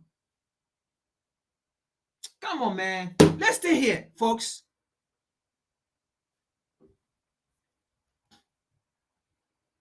This thing was planned. Okay? It was a planned thing that they planned. It was not no revolutionary that took place. But the ignorance of the people that don't know, they got on the street. And that is why we are here to tell the Gabonese, you did not get freedom. You were just being lied to.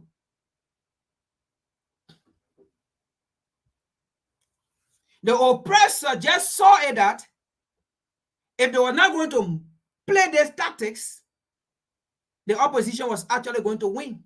Why do you think the opposition stayed silent? If it was really cool, opposition should be in power. Opposition should be on it. The army should be on the side of the opposition. If this was really a coup, if this was really a true liberation, the army should have been on the side of the opposition. But the same family go in power. Do you understand here? You see how useless ECWA is? You see how useless AU is?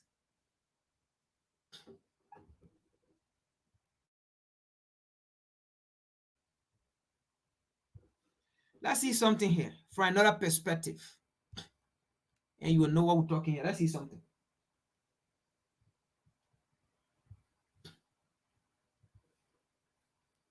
We'll soon leave, folks. I know we've been here for a very long time. I gotta let you go.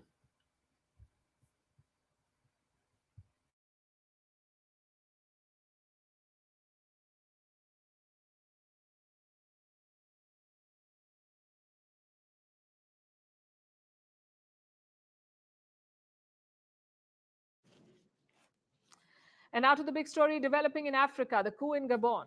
We told you about this yesterday.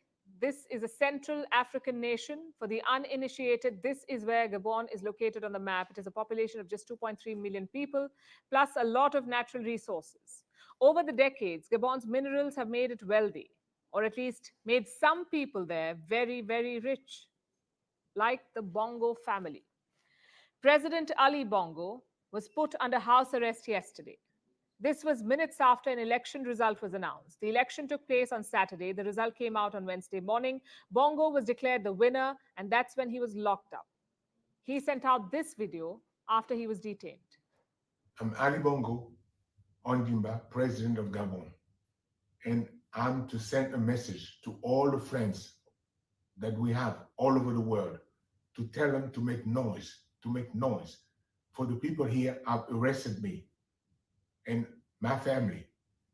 My son is somewhere, my wife is in another place, and I'm at the residence. Right now, I'm in the residence and nothing happening. Nothing is happening. I don't know what's going on. So I'm calling you to make noise, really. I'm thanking you. Thank you. Make a noise, he says. We'll come back to this. And this is quite a story, so listen carefully. The Bongo family has been in power in Gabon for about 55 years.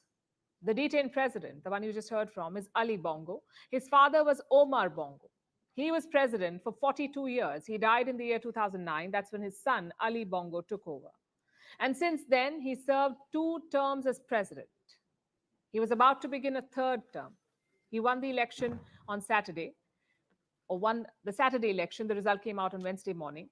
Now, 2 terms in 14 years may seem odd, but that's how it is in Gabon. The presidential term lasts for 7 years in this country. Also, they do not have term limits anymore. You can serve as president for any number of terms, really. So Ali Bongo would have started his 3rd term had the military not removed him. But they have. And they've installed a new leader in his place, this man. All the commanders-in-chief and chiefs of staff, as well as the generals in second sections of Gabonese Republic, were present for the meeting. General Brice-Oligui Nguema was unanimously appointed chairman of the Committee for the Transition and Restoration of Institutions, president of the transition. General Brice-Oligui Nguema. He's the president of the transition, and an expected choice. He was in the news yesterday too, seen being lifted up by cheering soldiers. They were urging him to take over. General Nguema is a former head of Gabon's Presidential Guard. It's an elite regiment that protects the president, identifiable by their green berets, the same Presidential Guard that also put Ali Bongo under house arrest. Now, General Nguema was their leader. He spoke to the press yesterday. He said that Bongo has been retired. He also justified the coup by saying that Bongo was ill, that he was weak after he suffered a stroke in 2018. And he said that the election itself was not conducted properly, which is why Gabon's army had decided to take action. Apparently, Bongo will still enjoy his rights, but only as a normal citizen, not as a president. And they say he will not be harmed. Is that because the general doesn't want to hurt his own family? Why do I say this? Because the new president, the General Nguema, is related to the Bongo family. He's apparently a cousin of Ali Bongo. But then again, that may not mean very much. The Bongo family is very large. The late former president, Omar Bongo, had more than 30 children. According to some reports, more than 50. So the general may not be all that close to his numerous cousins, but blood is not the only thing that he shares with the Bongos. He's also been accused of nepotism and corruption. He served in the Presidential Guard after graduating from a military academy in Morocco. In 2009, when Ali Bongo became president, the general was sent on diplomatic missions to Morocco and Senegal. He also happens to be a millionaire. Between 2015 and 2018, he bought 3 houses in the US, in the state of Maryland, and they were purchased for more than $1 million in cash. When asked about these properties, the general told the press that a person's privacy should be respected. Unless military service in Gabon rakes in millions of dollars, how do you afford $1 million properties in cash? As of today, these are all So you see who is in power, right? So you see who they put in power. Now you understand who they put in power. They form their puppet and they put their puppet in power, right? Now you understand here. Because he can't do nothing. Because he had these $1 million investment, African money that is stored in Europe and America. So if he don't do things accordingly to the imperialists, you know what's going to happen to his assets in Europe and America? You see the $1 million investment they're talking about in America here. Why his people in Africa poor? So you see who they put in power. Now you understand. This whole fake coup. You see how AU continue to let Africans down? You see why we shouldn't respect AU?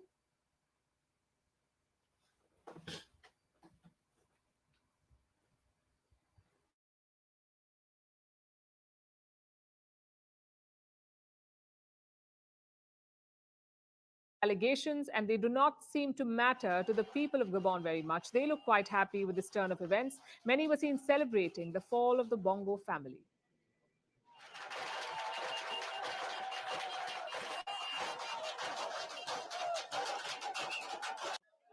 Now is the time for change.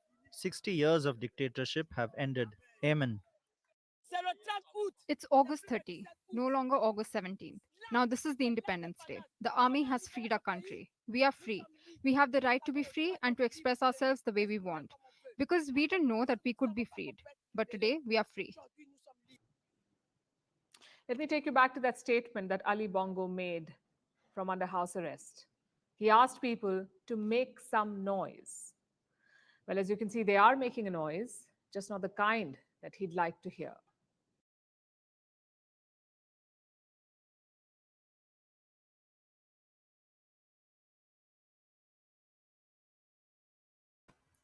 So you see again, right? Causing to Ali Bongo, the military man that is in power. He is a causing. Does it make sense? Was it a coup d'etat? It was not a coup. I mean, it was a coup, but not a revolutionary. The only thing that make a coup is because they removed elected government, right? Because he was elected. Why is the West not talking about democracy? Why is America not talking about democracy? Because they went through election. Why is France not talking about democracy? Because they went through election, right? But they are not talking about democracy because it worked in their favor. The plan they did behind the scene worked in their favor. And they put somebody, another puppet in, because this guy going to be the puppet. To the Gabonese, do not rejoice. This was not a freedom. You say freedom, this was never the freedom. Your life is still being held in captivity. Your resources. Gabon is one of the mineral resource nations in Africa. Oil, gas. But this is not freedom, my brothers and sisters. This is just another captivity. Because guess what? Election is not coming anytime soon. Opposition is not coming anytime soon. The same family stay in power to protect Europe and America interests of exploiting your resources in Gabon.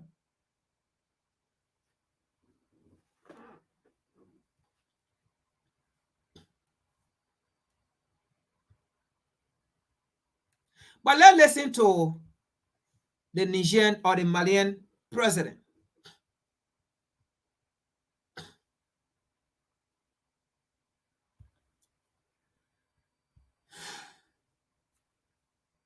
And then we will play the part because somebody requested that I should play the part where the Gabonese president, Bongo, is begging, right? Okay, I will play that. So let's listen to this.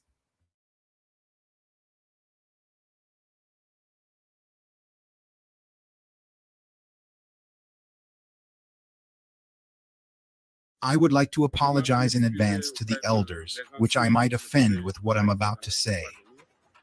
I've been tasked by my generation to inform you of the following. They are forced to take to the sea to reach Europe, and they die in the ocean. But that from now on they will not go drown to their death. They will come to our palaces instead to demand their daily bread. As for Burkina Faso, we have been faced for the past 8 years with the most barbaric and violent form of neocolonialism and imperialism.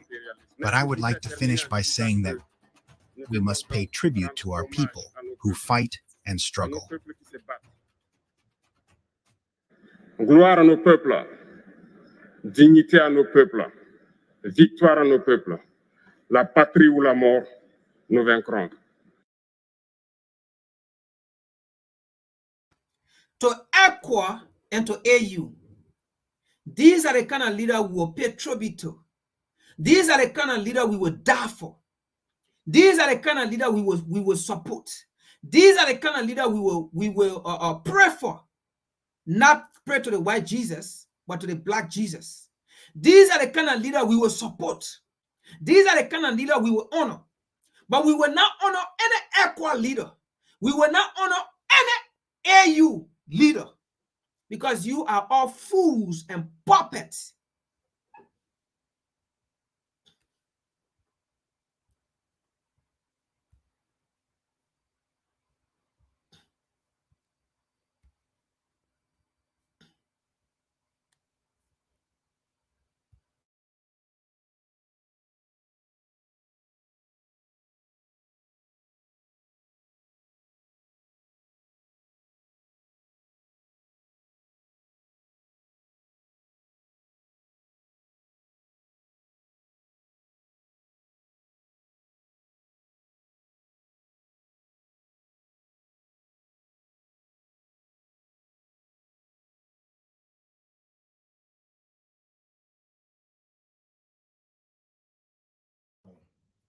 And I'm to send a message.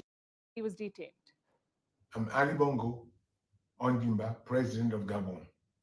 And I'm to send a message to all the friends that we have all over the world to tell them to make noise, For the people here have arrested me and my family. My son is somewhere, my wife is in another place, and I'm at the residence. Right now, I'm in the residence and nothing happening. Nothing is happening. I don't know what's going on. So I'm calling you to make noise, really. I'm thanking you.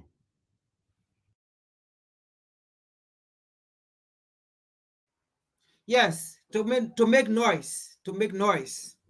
Yes, to make noise. You are an idiot. You are a fool. That's how you are being disgraced. Nothing is happening. Let your colonial master come and save you. A big fool.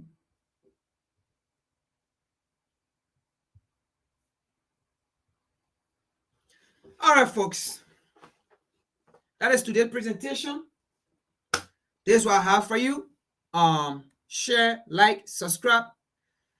I will see you all next Saturday, or this coming Saturday, and I will see you all Sunday for another discussion. So thank you for holding in. I know we've been here since 1 o'clock. Now it's about 4:40. So we've been here for a very long time. I mean, these are all great people. That show that we have interest in our own liberation. Okay, that show that we are ready to take things in our own hands. That show that we are ready for the movement. I respect and support you all. Thank you and peace.